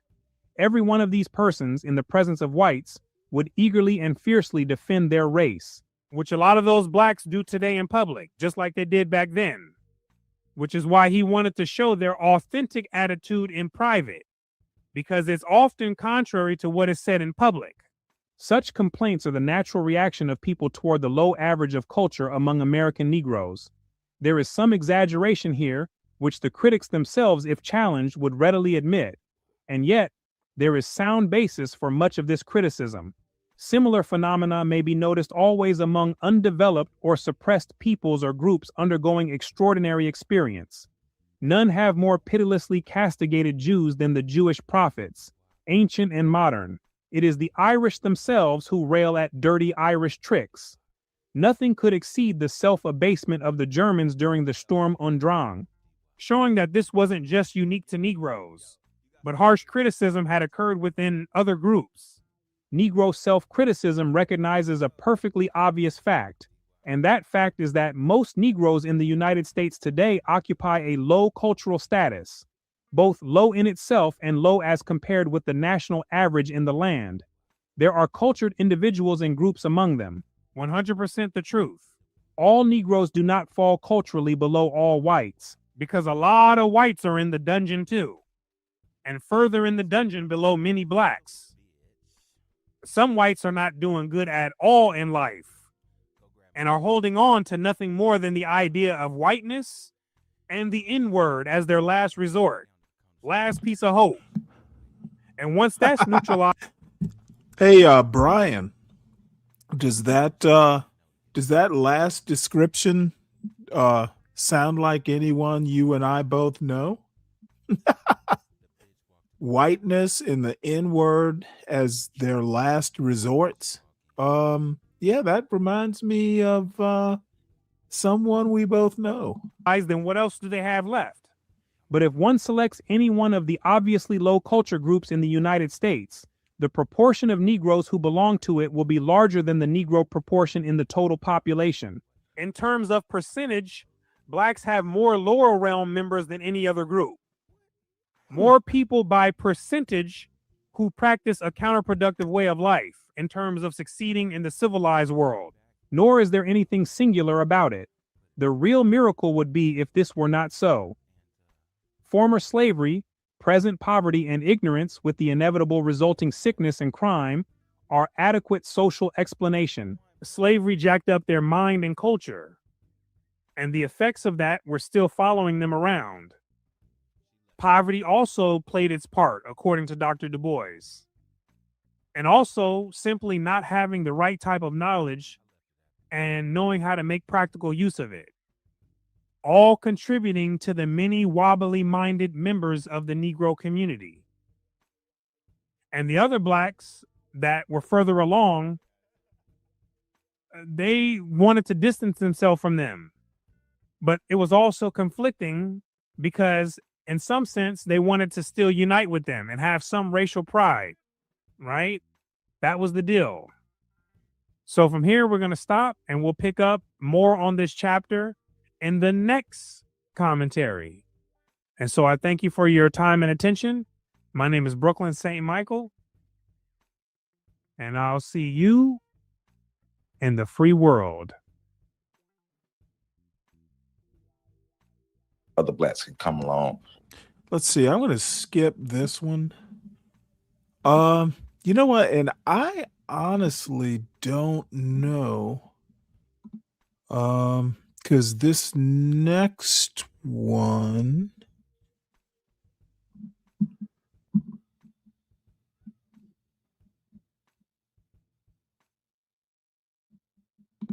I've never actually watched this guy before. And I'm not sure that I even want to, this is 2 hours and 8 minutes. And let's see, where am I time-wise? I'm at 3 hours. What to do? Because I don't know, everybody must be out shoveling snow today. Where is everybody? Let's see here.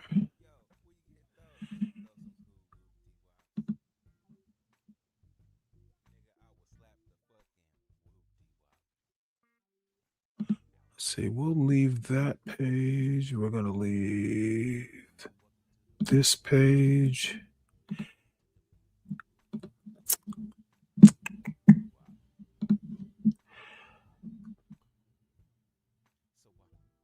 You know what? I saw this recipe online. And as a matter of fact, I meant to send it to my sister. I don't think I did, though. But has anyone ever had a recipe like this? And then this is about 10 minutes. That'll give, or 9 minutes. That'll give me enough time to figure out whether I even want to bother with the next one. I actually want to watch it, but I don't have to do it live. I can do that on my own time.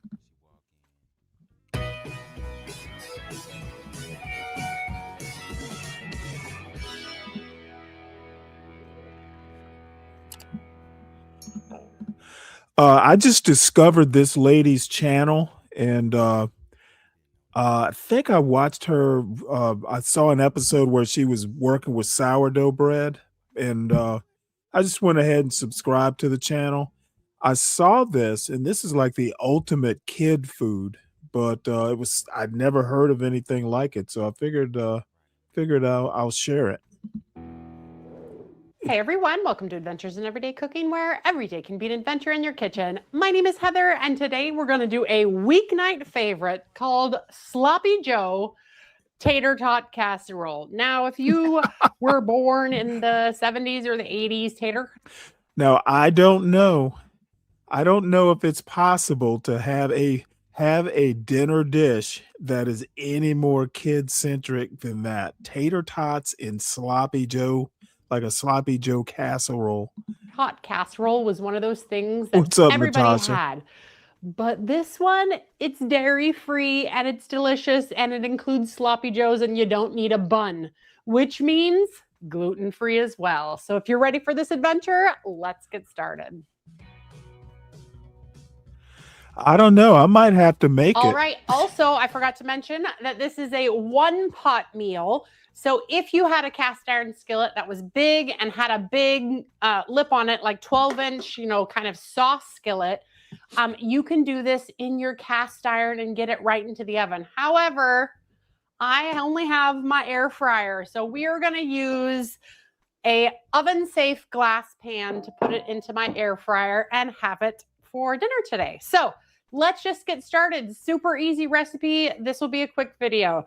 So what we're going to do is start this on medium high. And then into the pan, we're going to add 1 pound of ground meat. Your 1 pound of ground meat can be anything you want. You can use turkey for this.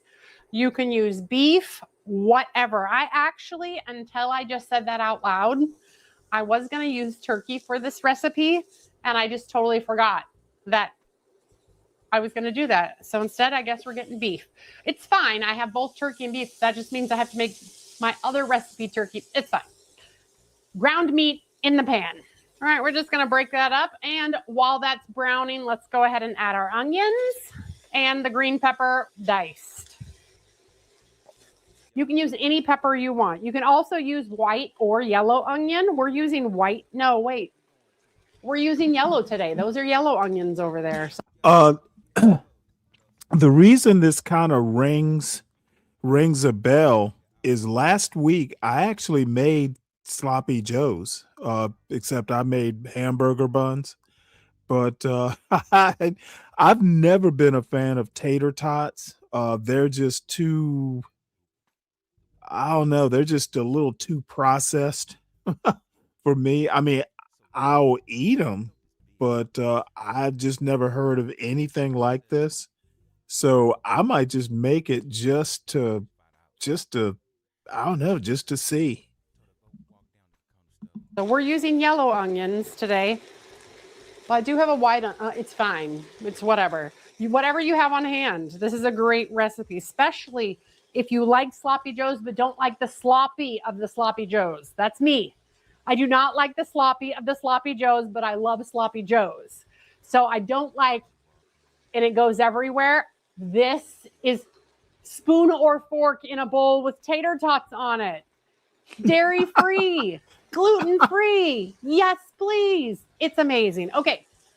Now I'm going to go ahead and speed this up a little bit because all we're doing is browning this and cooking off our vegetables. And it'll take about 10 minutes. All right, once you see the onions nice and soft and your beef totally brown, we're gonna add everything else. Some people will ask if you can Tomato omit the sauce and sugar. You ketchup? can omit the sugar. You can actually use honey or some other kind of, sugar substitute. The sugar just kind of makes it taste more like the Mamwich kind of sloppy joes. Now, see, that's where she and I depart. I'm not putting sugar, I don't want it to taste sweet, any sweeter than the tomato sauce. Or if she put ketchup in there, that should be enough sugar. If you know what I'm talking about, those of you who grew up in the 80s, you know. And I use about 1/8 of a teaspoon of pepper, 1/2 teaspoon of salt. Today, I'm using Italian seasoning. Sometimes I just use oregano, but I didn't have my oregano. I don't know where I must have misplaced it. Who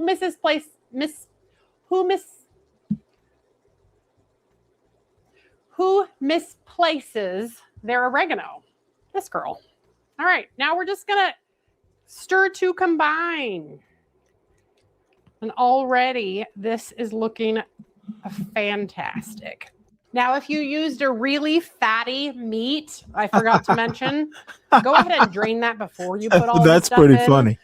Just because it's better for you, but I used a pretty lean meat. All right. Oh, smells so good. Smells so good. Okay, we're going to go ahead and let it sit there for about 5 minutes and let it simmer away. If you need to cover it, go ahead. Get your 2 pounds of tater tots ready. It's about this much. Now, if you're using a cast iron skillet, you're going to go ahead and put your tater tots over the top of that. But like I mentioned, we're going to use a glass dish. Also very important, preheat your air fryer or your oven or whatever you're going to use. All right. Once this smells divine, we are going to get it into our glass dish. I just realized I need a hot pad. Hold on. All right. So right into your pan of choice, put all of your sloppy joe mixture. Let's spread it out evenly. All right. And now we are going to do the painstaking task of arranging all of our tater tots in a beautiful pattern. What pattern? Whatever pattern you want. You can spell words in your tater tots, but What? Just put them on there. This also works really well with potato crowns. If you like the potatoes, the tater tots, potatoes, whatever, but you don't want like the as much potato, it works just fine. It is a little bit more soupy though, because you don't have as much potato, but it's delicious. Now, like I mentioned, if you're doing this in a cast iron skillet, just put the tater tots over the top of your skillet and get your whole skillet into the oven for the 25 minutes. So in just over 15 minutes, dinner is ready to go into the oven, 25 to 30 minutes or until the tater tots are golden brown, crispy, delicious, and cooked through. See you back here. All right, as I started to put that in there, I realized I preheated the wrong. Well, all I have to say is that, sometimes the amount of time you put into dinner reflects in the taste of the food. Now, I honestly think that I probably won't like something like this because I really don't like tater tots that much. I don't like they just taste processed. However, it's such a weird recipe that I feel kind of compelled to do it. One. So we're going to go ahead, preheat the bottom one to the same amount. Yeah. And once that's done, we'll be back. All right. Look at how beautiful that is. The tater tots are super crunchy. Let's see if I can help you hear them. You hear that? very crunchy tater tots in our air fryer. And now we are just going to get some of this out with the tool of your choice. I'm going to use a spatula because I'm going to try to lift the whole thing out at once, but you probably need to spoon, which is why I have the spoon nearby.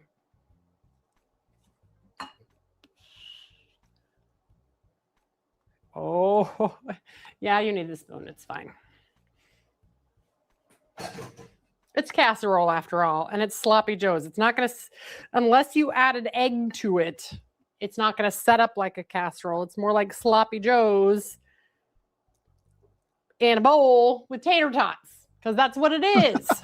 Look at how delicious that is. Sloppy joes, tater tot casserole combined into one. Yes, please. And when you're looking for easy weekday meals, this one can't be much easier. Ooh, hot. Gluten-free, dairy-free, has all the umami flavors you love because of that Worcestershire sauce. This is a home run in a weeknight meal. It looks like a train wreck. All right, you guys. Well, if you enjoyed that video, give it a like, share it with your friends, and subscribe to my channel. I do videos. Well, I just had to show this.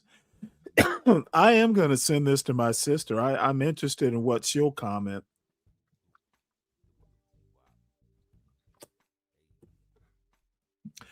So I don't know. I guess I'll show this for a little bit until we'll see what it's about. Maybe it'll be yeah, that tater tot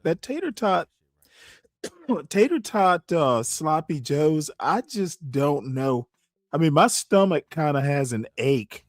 Just when she dished it up, I'm like, I'm not sure I would actually want to eat that. It just looks like something that, would be, you get indigestion. Like I said, tater tots, I've probably only bought tater tots once or twice in my whole life, and that's because my son wanted them. I don't buy tater tots like just, for me to eat or anything like that. I hate them. I much prefer, something like French fries. I really don't like hash browns that much, to be honest. So, shredded potatoes just kind of don't do it for me. So anyway, I've never watched this guy before. Nagon, do you know this guy? Maybe his name is Geechee Motivator. I don't know. First time I've ever come across him, but I've been talking about the Black Middle Class Saturday, and I figured I had a couple videos left over that I just do today. So the title of this is The Black Bourgeoisie, Insidious Stumbling Block to Black Power. Now, how can I resist? How can I resist a show or a video with that title? I gotta watch it. All right, ladies and gentlemen, brothers and sisters, we want to thank you all for joining us once again for another Barter and Build sponsored lecture or online presentation. What we're going to do today is do a little discussion about the Black bourgeoisie. The title of this discussion is The Black Bourgeoisie, Insidious Stumbling Block to Black Power. Now, I have to be honest with y'all. When I did this, when I was putting this lecture together, I had gotten up to about 67 slides. And once I got to the point where it was getting close to 70 slides, I told myself that, okay, well, look, I'm not about to read 70 slides to this audience. So what I decided to do was kind of edit this out. And I took those slides, I got it down to about halfway. So we got about 30 some slides. And I'm going to take the other slides that I took out and put that together for a part 2 to this lecture. So we're going to do a part 2 to this lecture. So we're going to edit, we've edited out. So we're going to go through, the 30 slides, and then we'll take the other 30 or so, probably add a little bit more to it, and try to do a part 2 to this lecture.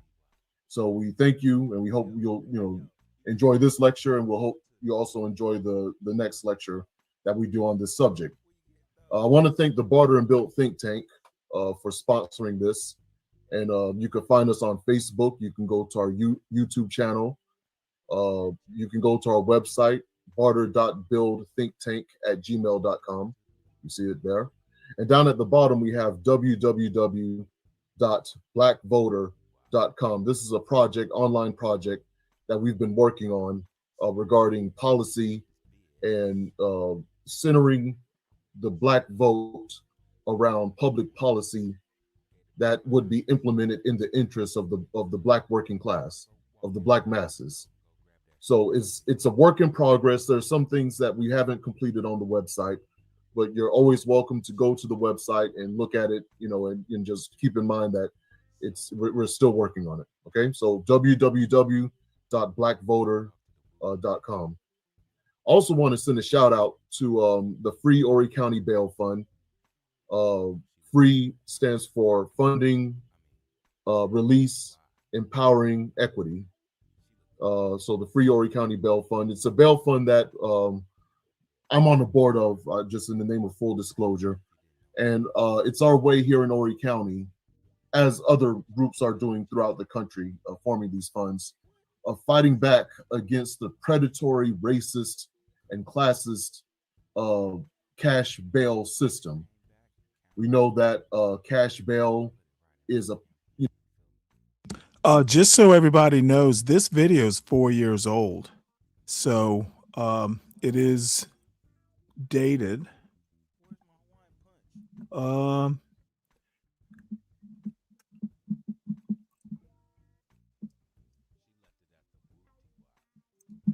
This is interesting. Well, we'll let him talk. It punishes poor people. It criminalizes poverty. People who should be out of jail, going to work, awaiting their trial, going to work, able to go to work, able to take care of their families, aren't able to do so because they just don't have enough money to pay to get out of jail.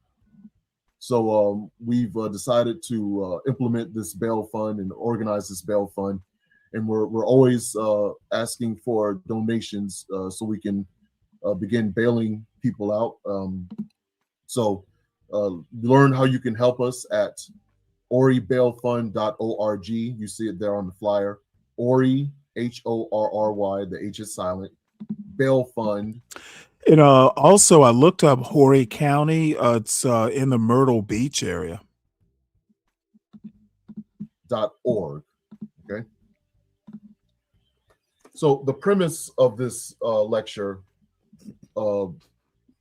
is that I want us to understand, we must collectively understand that class antagonisms that exist within the Black community are just as inimical or just as problematic as to mass Black interests as racial antagonisms are interracially.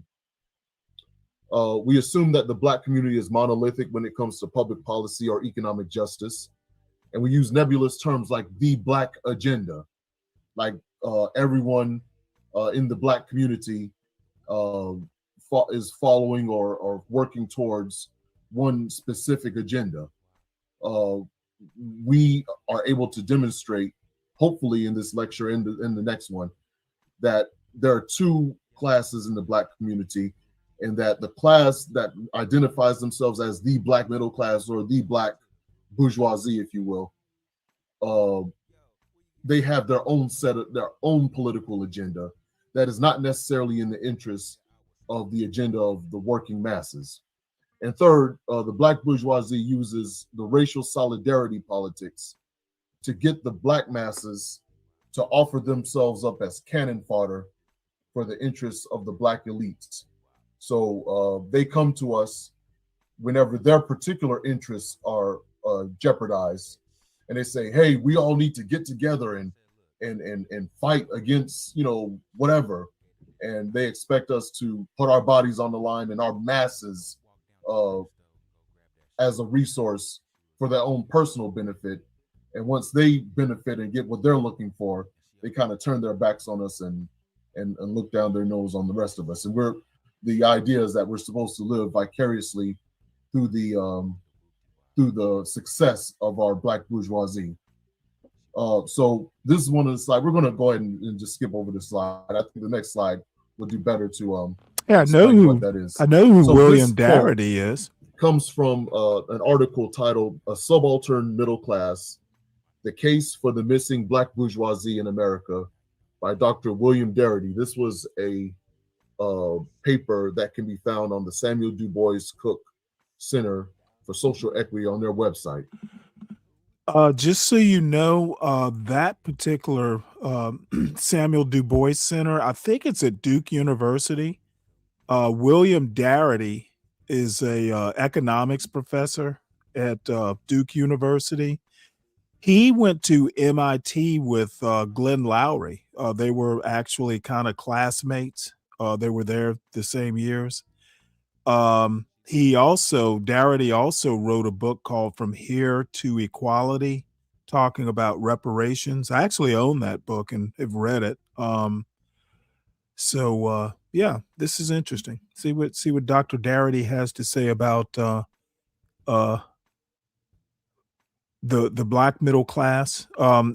I just personally think that it's kind of hard to put the Black demographic in classical Marxist terms, but I'm not that kind of scholar, so I could be wrong. I see he's quoting E. Franklin Frazier here.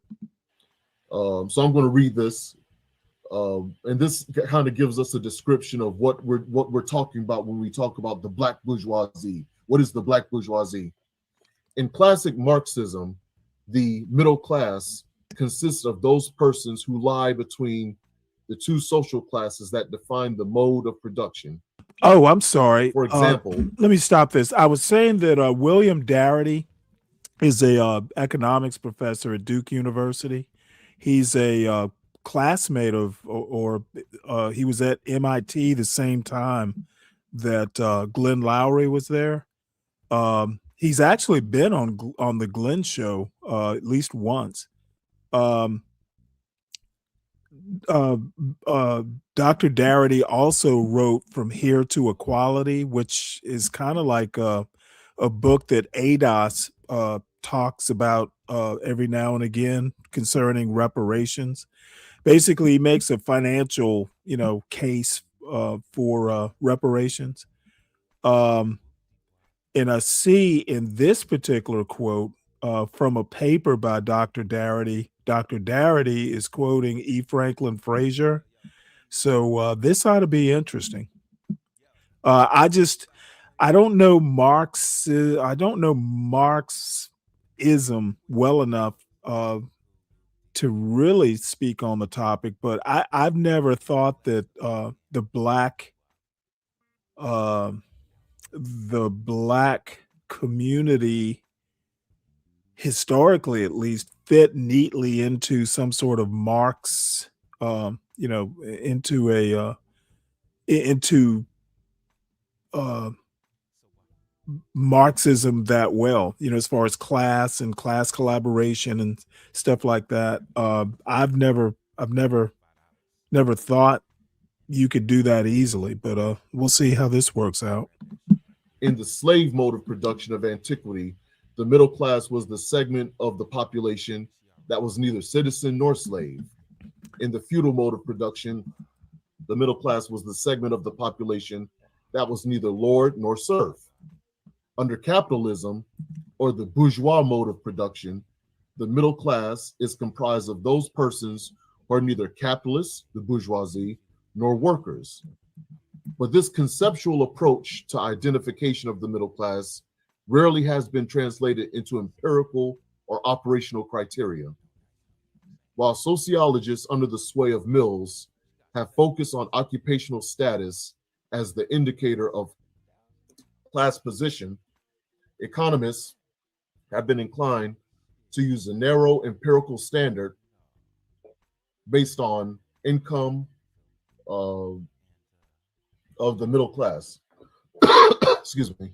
Those persons in the middle class, in the middle three quintiles of the income distribution category. Sorry, I'm losing my place. Wright, 1979, the scholar who made the most concerted effort to give empirical content to Marxist class categories, ultimately crafted criteria that appeared to be de facto a blend of occupational status with income, occupational status with income level. Marsh and others developed an index for middle class status with educational attainment, income, occupational status, and home ownership as its four components. Fraser, as in E. Franklin Fraser, merged Mills and Veblen's to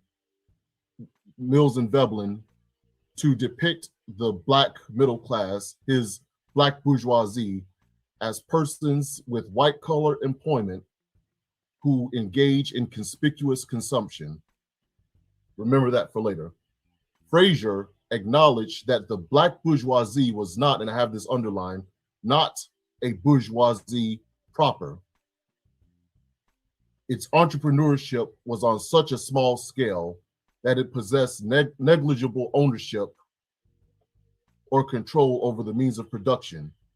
Indeed, the Black bourgeoisie is best understood as a specific case of a subaltern middle class, the more affluent tier of a marginalized community. A subaltern middle class generally is not insulated from the adversity faced by the less well-off members of their social group. So what are Darity and the others saying?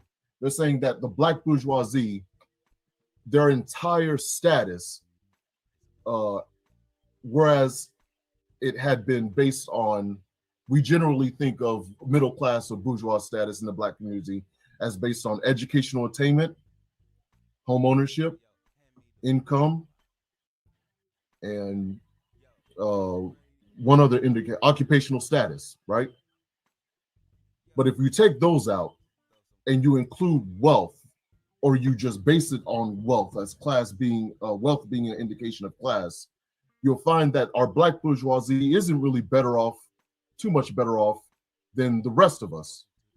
In fact, Derek Hamilton and others have stated that there is no middle class, there is no Black bourgeoisie if wealth is the indication of class. If we're using the standard of wealth to demarcate one class from the other, there is no Black bourgeoisie.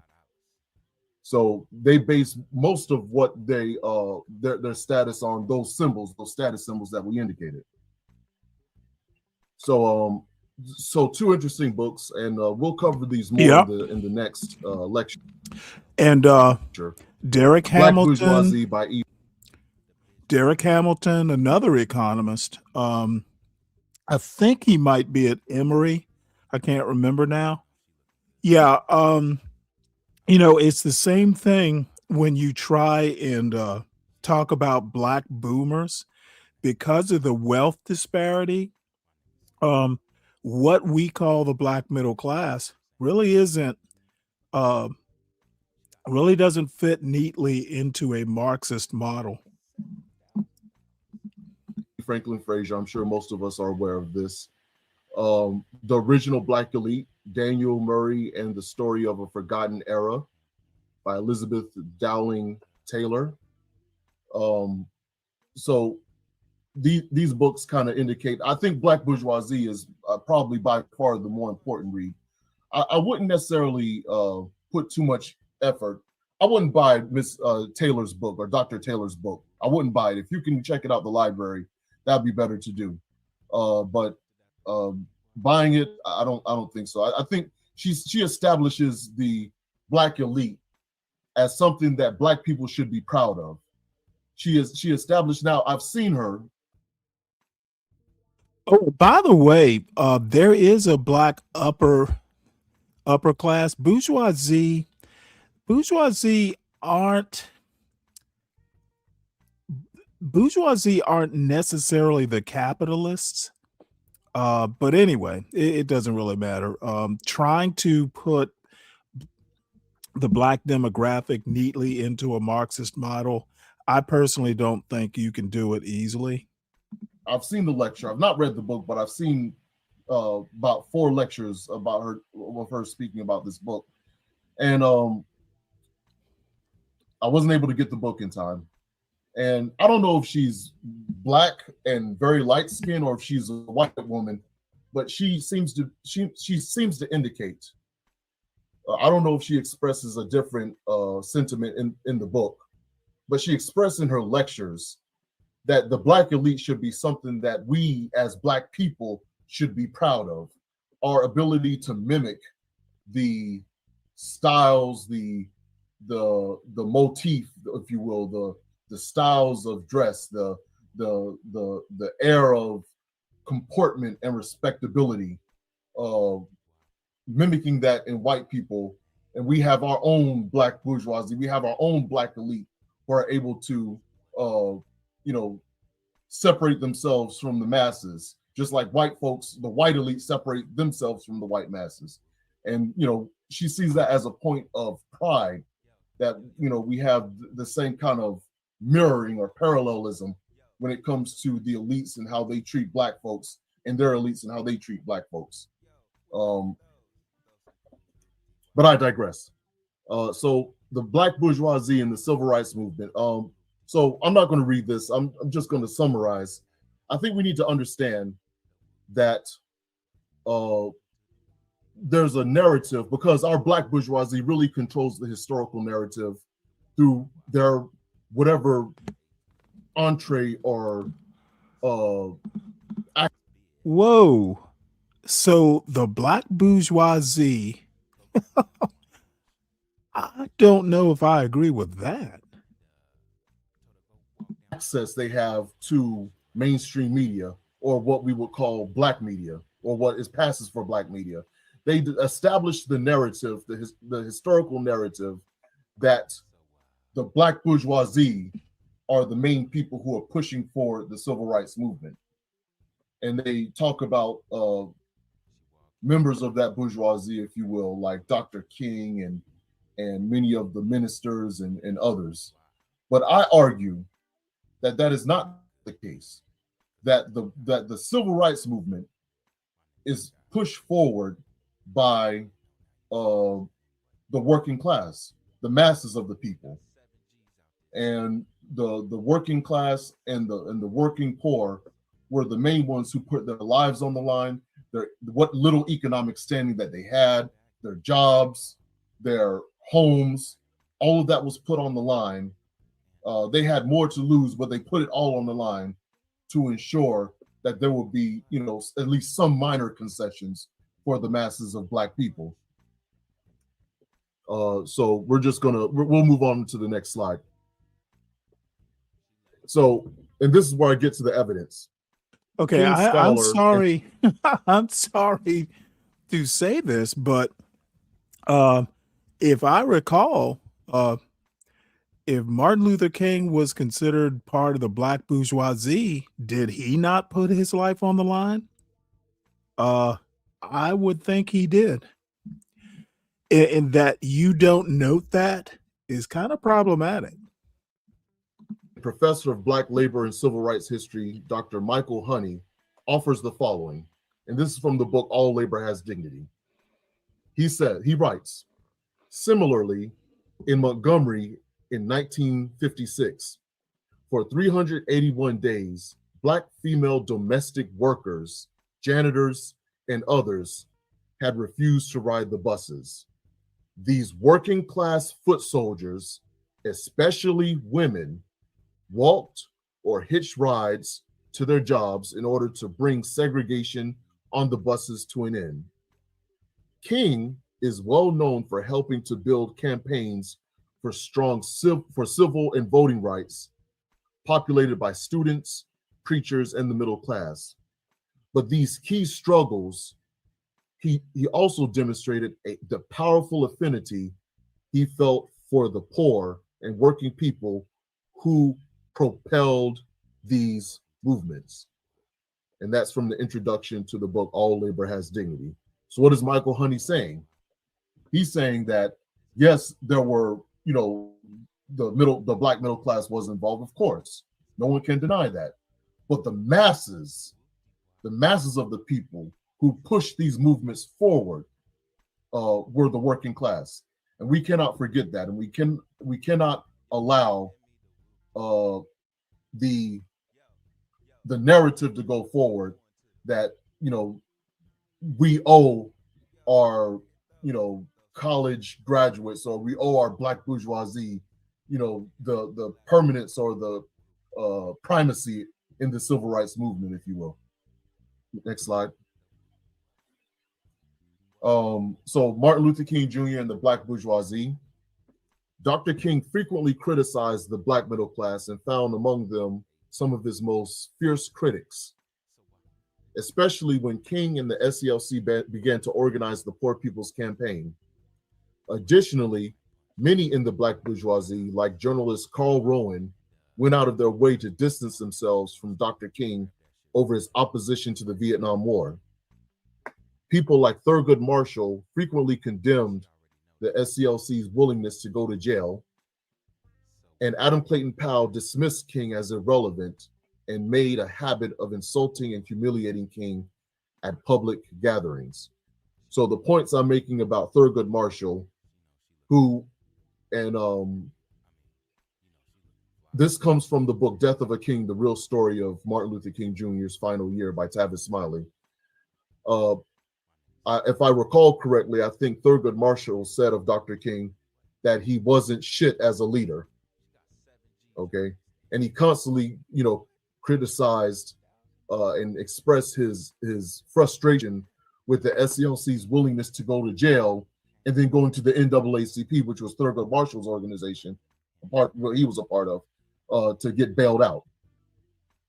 And also Thurgood Marshall once said of Dr. King that he was a boy on a man's errand. That comes out of the book. And also Adam Clayton Powell would constantly berate and try to hurl insults at Dr. King when they were together in public. Okay, next slide. Now this comes from Dr. King's book, Where Do We Go From Here? Now this is a direct reference that he makes to the black middle class. And he says the following on page 140.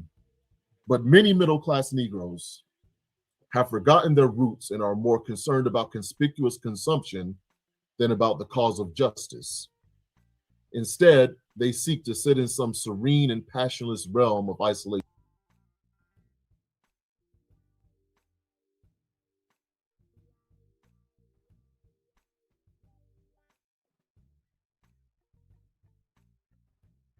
Oh boy, is he having audio issues? Oh wait, why did that stop? Untouched and unmoved by the agonies and struggles of their underprivileged brothers. This kind of selfish detachment has caused the masses of Negroes to feel alienated, not only from the white society, but also from the Negro middle class. They feel that the average middle-class Negro has no concern for their plight. The feeling is often corroborated by the hard facts of experience. How many Negroes who have achieved educational and economic security have forgotten that they were there because of they are where they are because of the support of faceless, unlettered, and unheralded Negroes who did ordinary jobs in an extraordinary way? How many successful Negroes have forgotten that uneducated and poverty-stricken mothers and fathers often worked until their eyebrows were scorched and their hands bruised so that their children could get an education? For any middle-class Negro to forget the masses is an act not only of neglect, but of shameful ingratitude. And that's on page 140. Next slide, please. King and the Poor People's Campaign. Now, this is King is now trying to reach out. This also comes from a book by Michael Honey called Going Down Jericho Road from page 186. Now, King has established that he wants to start a poor people's campaign, a campaign that is geared toward, now we're moving from, voting rights, to get black people elected to different offices and desegregation. Okay, we're moving from that, moving to now economic justice, moving now toward getting economic democracy for the poorest of the poor, including poor black people. Okay. And now let's see what Michael Honey says about this. King eventually did convince his staff to begin organizing the Poor People's Campaign, but they ran into innumerable difficulties from the start. Middle-class clergy, King's target as a base of organizers, wanted to flex their newfound political muscle at the ballot box, not reach down to organize the poorest of the poor. A conference organized by SCLC failed to win commitments from the 150 ministers assembled, despite personal appeals from King. SCLC invited 120 ministers to a meeting in Virginia, and not one showed up. 600 people packed into a Baptist church in Chapel Hill to listen to King lay out his plan for the campaign. But when he called for volunteers, only 2 hands went up. And I emphasize this part. King understood that this hesitation was, in part, a question of class. He says, quote, you know, we have too many Negroes who have somehow, through some education and a degree of economic security, floated or swam out of the backwaters. But now they have forgotten the stench of the backwaters. Michael Honey, Going Down Jericho Road, page 186. Okay, next slide. Who benefited? So, and I say in this slide, the irony is that most of the gains of the movement benefited the very black bourgeoisie who were hesitant to get too involved in the civil rights movement and even the movement for economic democracy. Whatever concessions there were immediately beneficial to the black bourgeoisie or the black middle class. And many black people who are among the masses, the working poor or the poor, or even the working class, have yet to really gain even a modicum of benefits from the mass movement of the 60s, 50s, 60s, and 70s. All right, next slide.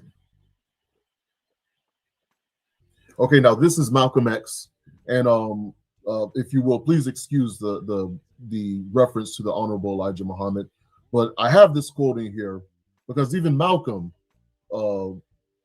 in many of his speeches, would reference that there are 2 types of black. There are 2 levels, class levels. He says here, there are 2 types of Negroes in this country. There's the bourgeois type who blinds himself to the condition of his people, who is satisfied with token solutions. Remember that. He's in the minority. He's a handful. He's usually the hand-picked Negro who benefits from token integration. Remember that as well. But the masses of black people who really suffer the brunt of brutality and the conditions that exist in this country are represented by the leadership of the Honorable Elijah Muhammad. So what is he doing? He's demarcating and saying, okay, we have 2 classes in this society, 2 classes in the black community. There's a minority of a black elite, and then there's the rest of black people. We assume that because we're all black, we're all together. We assume that because we all have the same skin color, that we're all in the same boat together. And to a certain extent, there may be some truth there. But in the minds of the black bourgeoisie, they see themselves as cut off and separate from the rest of black people. They have deluded themselves. They're working under the delusion that they have gotten where they are because of their talent, because they burned the midnight oil, because they worked hard and came from the right families and went to the right school and joined the right fraternity or sorority, or did any number of things. Okay, so therefore they deserve to be the elite. They deserve to be what we identify as the quote unquote talented 10th. Okay, next slide. Speaking of talented 10th, there was a recently I came across a group here in South Carolina and Columbia that identifies themselves as the talented 10th. And if I have time, if I maybe in the next presentation, I'll get more into this. But if you go to their website or go to their Facebook page, they're called the Talented 10th, and they're based out of Columbia, South Carolina. And they kind of put themselves in the same lane as what they see themselves as the expression or the personification, if you will, of what Du Bois talked about when he talked about the talented 10th in the early 1900s. And we're the Black professional class. We're Black professionals, and we want to share resources and build each other up and all like that. Blah blah blah blah blah. Go to their website and you see the whole thing. It's wild. But the problem is, and this isn't mentioned on their website, it's not mentioned on their Facebook page. They have a description or bio, a small bio of Du Bois, but yet it seems that they have no idea that Du Bois actually repudiated the idea of the talented 10th in 48. He says the following, quote, "Turn now to that complex of social problems which surrounds and conditions our life, and which we call more or less vaguely the Negro problem. It is clear that in 1900, American Negroes were an inferior caste, were frequently lynched and mobbed, widely disfranchised, and usually segregated in the main areas of life. As student and worker at that time, I looked upon them and saw the salvation through intelligent leadership. As I said, through a talented 10th. And for this intelligence, I argued we needed college-trained men. Therefore, I stressed college and higher training. For these men, with their college training, there would be needed thorough understanding of the mass of Negroes and their problems. And therefore, I emphasized scientific study. Willingness to work and make personal sacrifice for solving these problems was, of course, the first prerequisite and sine qua non. I did not stress this. I assumed it. I assumed that with knowledge, sacrifice would automatically follow. In my youth and idealism, I did not realize that selfishness is even more natural than sacrifice." So what did Du Bois way more 40 years more. 40 years later? Way more He natural. saw that this talented 10th had grown among Black people in America, and that there was this distinct class of educated professional Blacks. But he realized that they were really more about selfishness, conspicuous consumption, and cutting themselves off from the masses of Black people than they were about uplifting other Black people. And he actually questioned, later on, he will go on to question this idea, whether it was even wise for him to have promoted it back then. Okay? So, Lanny Guinier, a seat at the table. We hear among our Black bourgeoisie this idea of having a seat at the table. We need Black people to have seats at the table. They rationalize being a part of these boards and commissions and these jobs and in these workplaces as having a seat at the table. And what do they say? Every Black person has heard this. If you don't have a seat at the table, you're probably on the menu. Okay, Black people have been hearing that from our Black bourgeoisie all the time. And it's really a rationalization for them to get in those positions for their own personal benefit. They just tell us I'm in there to help Black people. But that's rarely ever the case, right? So Torres, now this is from Michelle Alexander's The New Jim Crow. Torres and Guinier point out that conventional strategies for social change proceed as though a change in who administers power fundamentally affects the structure of power itself. The reality, however, is that the existing hierarchy disciplines newcomers, requiring them to exercise power in the same old ways and play by the same rules in order to survive. Okay? Now, we're talking about people getting in these positions, presumably to help the masses of people. They're going to open the door and let other Black people in. But the hierarchy, as is said here, the hierarchy already disciplines these people.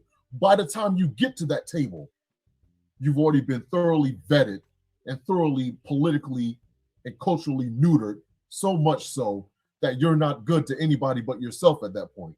You're good to yourself and the system, okay? And I've seen it on several occasions, and I know you have too, those of you who are watching this.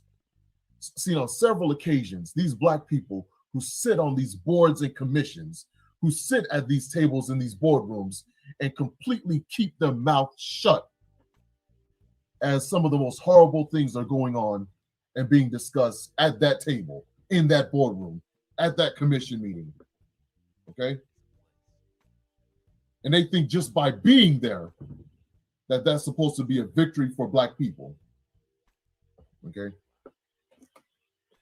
So this is a great book that I would recommend that people read. It's by Richard Reeves called Dream Wars: How the American Upper Middle Class is Leaving Everyone Else in the Dust, Why That's a Problem, and What to Do About It. He says the following. Yeah, I just looked at his channel. Doesn't look like he's put anything out in a number of years. So I would really be interested in asking him some questions like, I mean, the way the United States works in 2026, there is generational poverty, but I get the impression that, Du Bois, when he was young, and this guy, when he put out this video, Black people are human. If you are born, into poverty, I think it's almost natural if you work your way out of poverty, you probably don't want anything to do with, the rough way you might have grown up. I sometimes wonder, what do these people expect?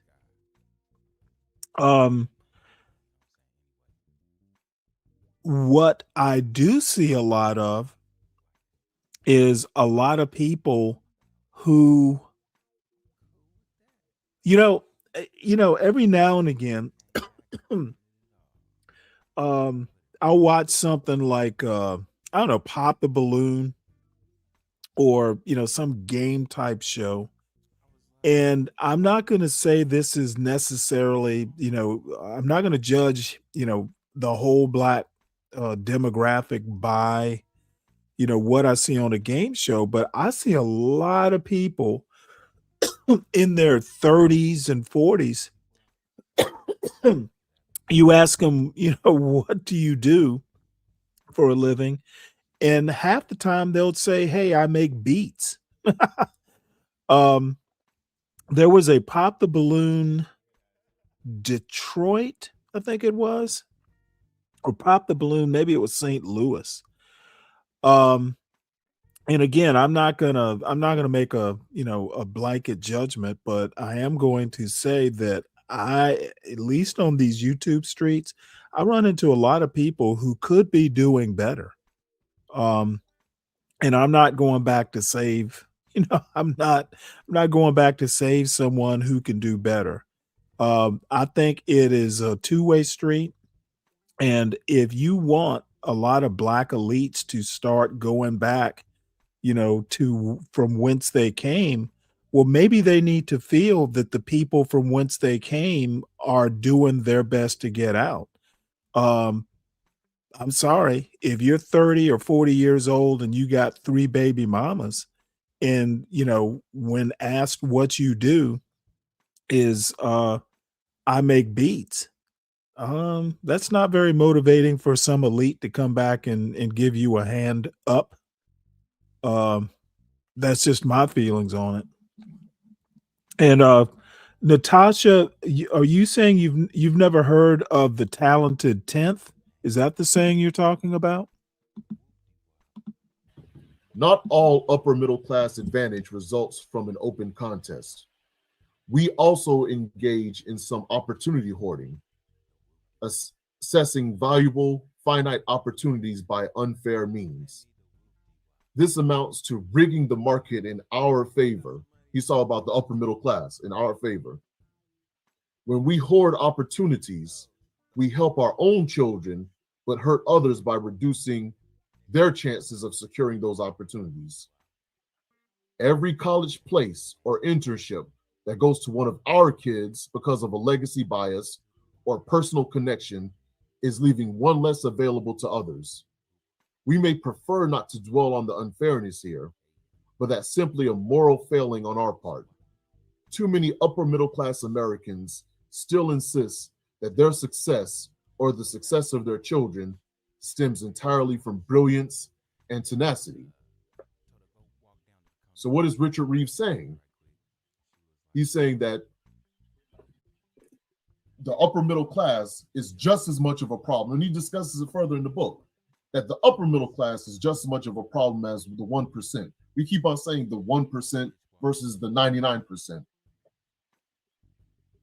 It should be the 1% versus the 20% versus, you know, the 80 or 79% or so. Okay? The rest of us, because the upper middle class they hoard opportunities. They keep things amongst themselves. And this happens. Now, Richard Reeves talks about he kind of glosses over what, you know, the Black community in this book, but it's still a good book to read. And my point in bringing this up and having this in the presentation is to help people understand that there's a parallelism here, that what Richard Reeves is talking about among white folks also happens among Black people, that the Black upper class, the Black professional class, they hoard opportunities. They do the same thing. Excuse me. And they keep the masses of Black people at bay while they get all the benefits and opportunities. Next slide.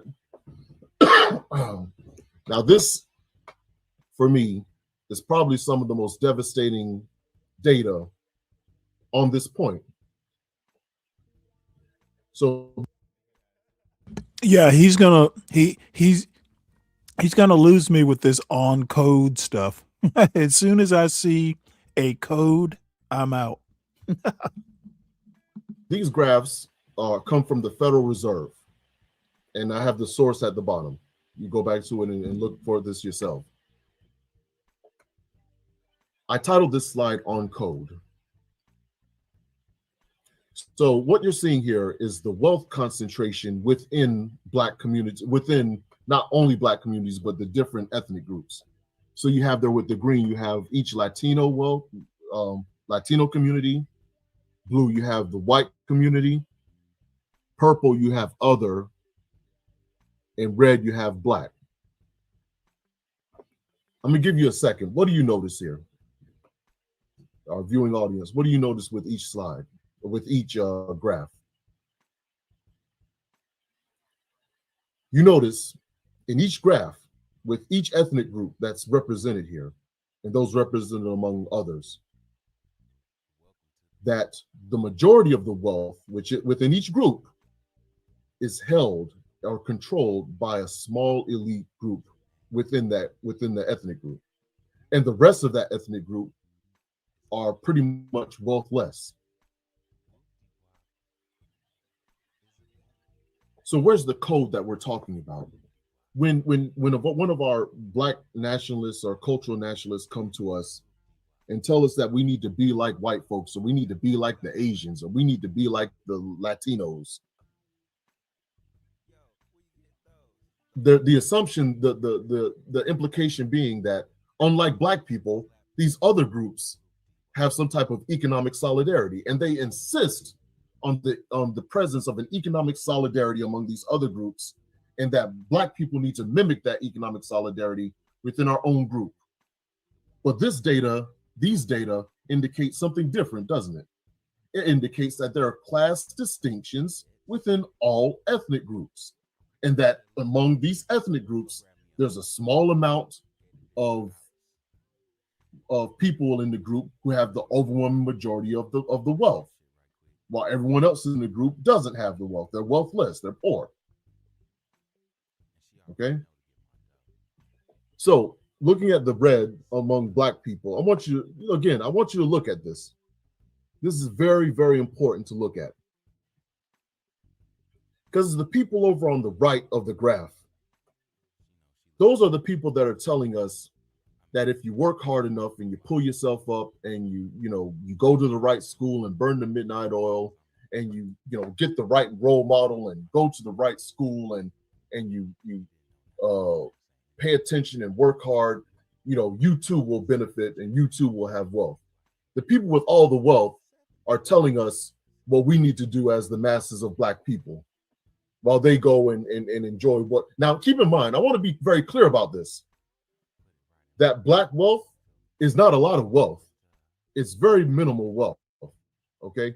But what little wealth there is in the Black community is in the hands of the elite, of our Black elite, okay? So I want to point that out to everyone. I want everyone to understand what we're looking at here, okay?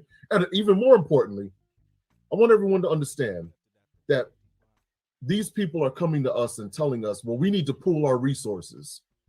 But the same people that are telling us we need to pool our resources, the Roland Martins and the John Hope Bryants and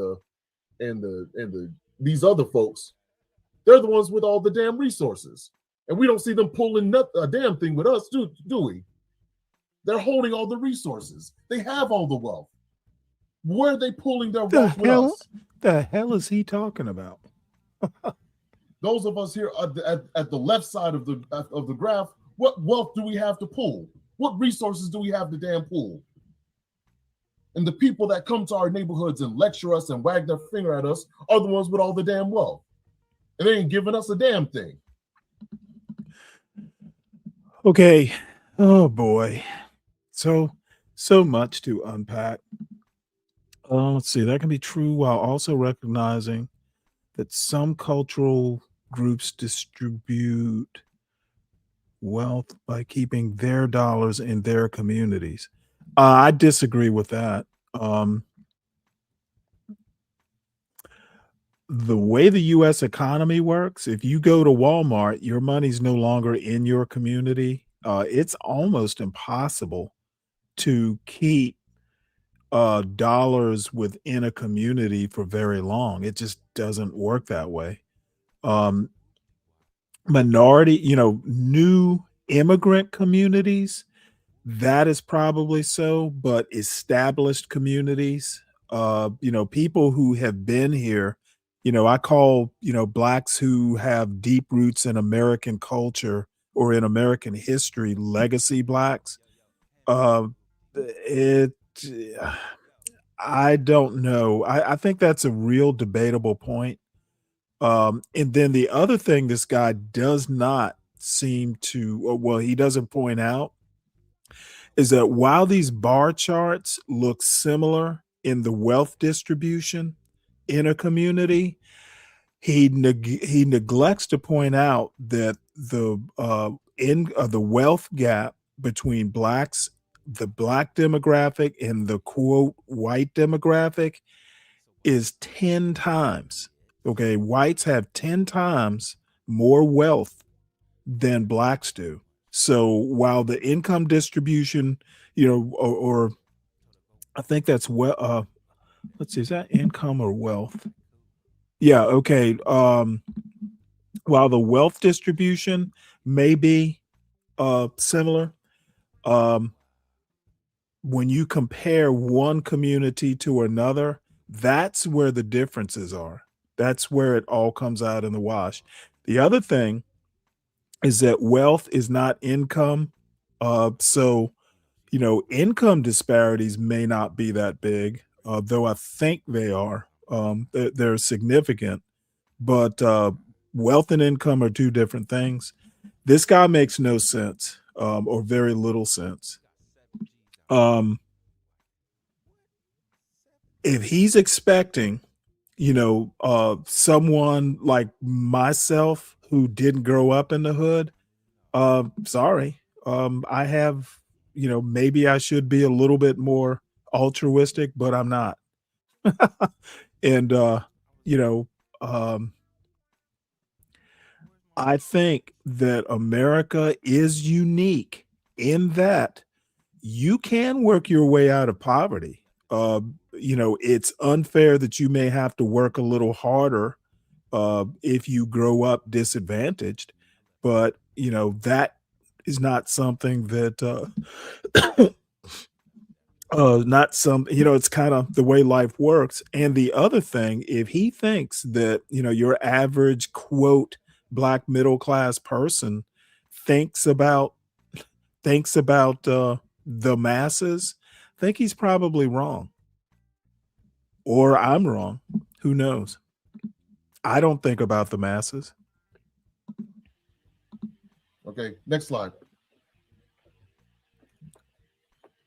Now, wealth gap within the Black community. Now, I want to pause here for a moment to to make it clear that when Geechee and I had a Bab Talk interview with Dr. Jared Ball, I offered some data. Oh, okay. from this So book. he knows Geechee y'all. Okay. I don't even. It was from this book, and it was this quote. But I hadn't read this book in a while, and I actually got it wrong in the interview. So I want to get it right here. Okay, so I'm going to read this to you. If we were to compare levels of white inequality over time with levels of Black inequality, that is inequality within Black communities, what we find is that there is actually more inequality within Black communities than there are within white ones. Well-off Black families tend to have a larger share of the resources than not so well-off Black families have. And this share is large. Well, I have questions about that. Are you basically talking about a closed system? What do you mean a share of the wealth? What wealth? Within a Black community? Well, I need to know how you are basically sealing off. Maybe what he's doing is taking like some sort of combined net wealth, maybe some sort of like estimating the total wealth in the Black community. Maybe that's what he's doing, but I'm not an economist, so I'm not sure how you would do that and how valid that number would actually be. Larger than the share well-off white families have in relationship to not so well-off white families. Okay. I by no means want to suggest that intra-racial and interracial inequality are the same. They're not. Whites have much more wealth than Blacks. However, Finally, he gets around to focusing it. solely on interracial inequality causes us to erase the inequality that exists within Black communities. Okay. I think I may have said something during the Jared Ball interview, something to the effect of that the Black within the Black community, the racial wealth gap not rate, but the wealth gap within the Black community is just as bad as the wealth gap Black to white. Okay, but that was a mistake. I mixed it up. So this is the correct data. Okay, so I just wanted to make that correction. All right, next slide. Okay, Locking Up Our Own. This book, great book by Professor James Foreman Jr. Now, this talks about the role. This book talks about the role that our Black professional class and Black misleadership class played in the expansion of mass incarceration and its effect on Black communities. And one of the legacies that we're going to have to keep in mind when we remember, as we remember the expansion and growth of the system of mass incarceration, is the role that our Black leadership played in that expansion. We cannot overlook that, okay? So it's a great book to read. It's a quote from his book. Understanding African American attitudes and actions on matters of crime and punishment requires that we pay careful attention to another topic that is often overlooked in criminal justice scholarship: class divisions within the Black community. Although mass incarceration harms Black America as a whole, its most direct victims are the poorest, least educated Blacks. While the lifetime risk of incarceration skyrocketed for African American male high school dropouts with the advent of mass incarceration, it actually decreased slightly for Black men with some college education. As a result, by the year 2000, the lifetime risk of incarceration for Black high school dropouts was 10 times higher than it was for African Americans who had attended college. Okay, next slide. We continue the quote on the next slide. The class dynamics drove elected officials toward a tough on crime stance in some predictable ways. For example, longer sentences for burglary are unsurprising, since they put mostly poor Black burglars behind bars and leave mostly middle-class Black homes protected. But class divisions influence criminal justice debates in Black communities in less obvious ways as well. They explain, for example, why Black elected officials have been more likely to speak out against racial profiling, which harms African Americans of all classes, than against unconscionable prison conditions, which have little direct impact on middle-class or elite Blacks. So I point this out for two reasons. Number one, again, to go to the complicity of many Black elected officials and our Black bourgeoisie and our Black professional class, our Black misleadership class, in the rolling out of the jails, the courts, and the prisons to control and coerce the bodies of the working poor or the poor Black people, but also to get us an understanding that even policy debates, not just in criminal justice, but policy debates across the board are controlled and are the narrative of those debates are controlled by our Black bourgeoisie. So they're going to promulgate and promote measures and policies that are going to.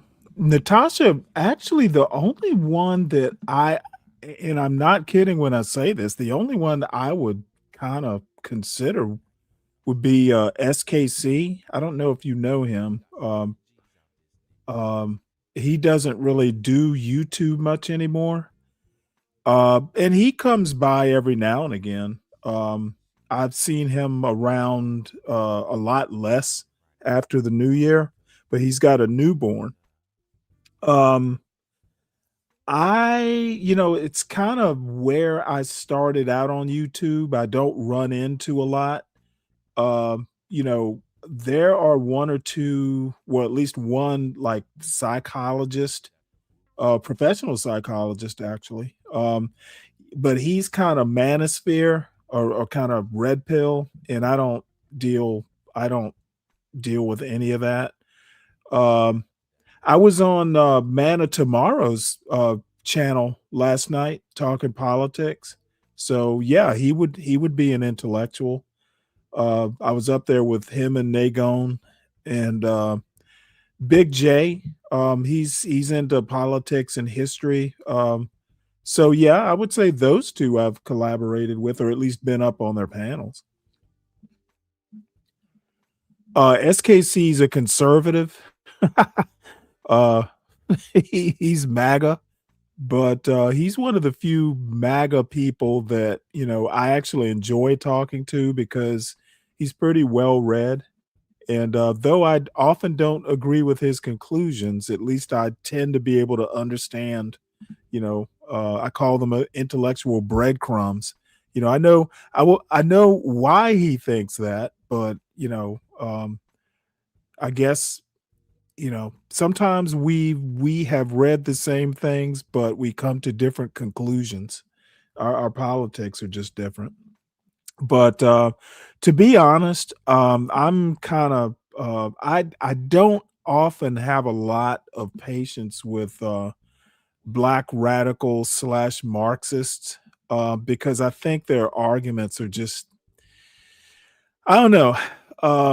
I don't find Marx very applicable to American culture.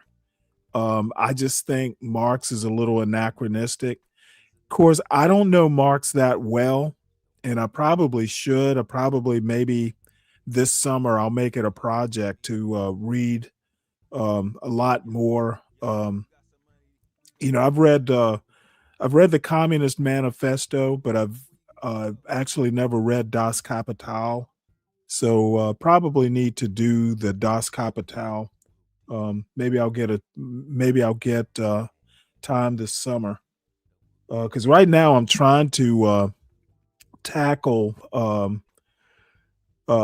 MAGA intellectualism and uh, liberal intellectualism, just so I have a better grounding. And then I'm trying to squeeze in the history stuff too. So my reading schedule's kind of crowded. Uh, that's interesting. You and Big J don't see eye to eye, huh?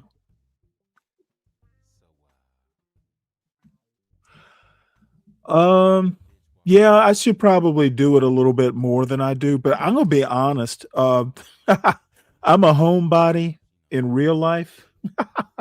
I'm like, if you have a nice house, why do you ever want to leave it?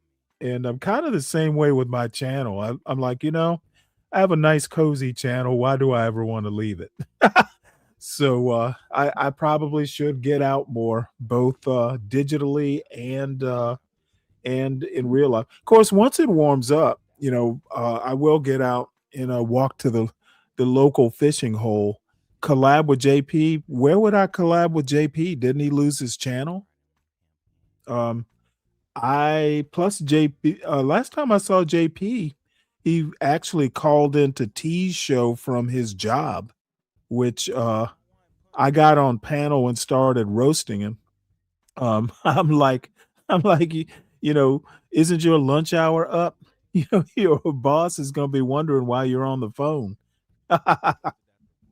He did not appreciate that. So I don't know. I think it's probably time to wind this puppy up. I don't know who is going live. I see Cellulite is live. But tip the birthday jar, $20 a shot. I need to do a birthday stream.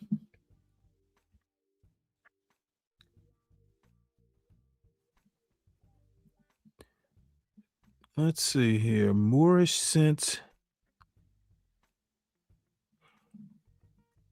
What else is going on here?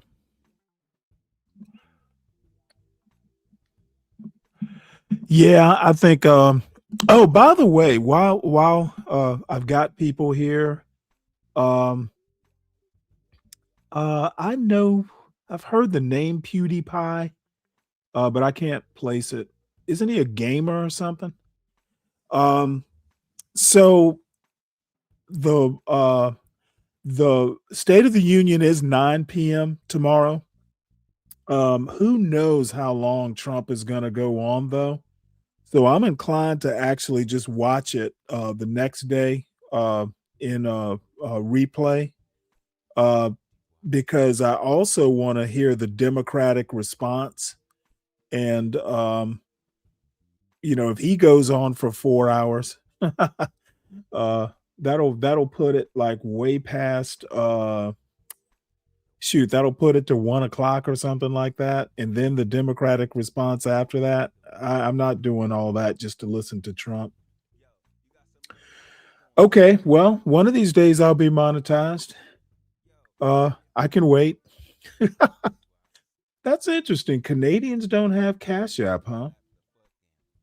Oh, it's next month. It's no time soon. My birthday is. I think I did a birthday show. I mean, it just so happened that I told everybody it was my birthday, and I had actually a pretty good time. So it got pretty raucous. So yeah, I'll probably do one this year. Let's see what day is it on?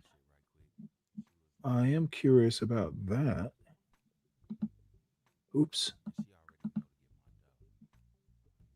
It's on a Thursday, so won't be on a Saturday. But oh well, I'm old. I don't need to party that hard.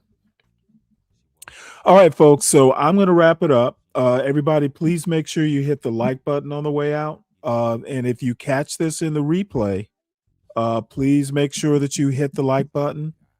Anything else? I should be back on around 2 or so tomorrow. I think I'm just going to do the normal time.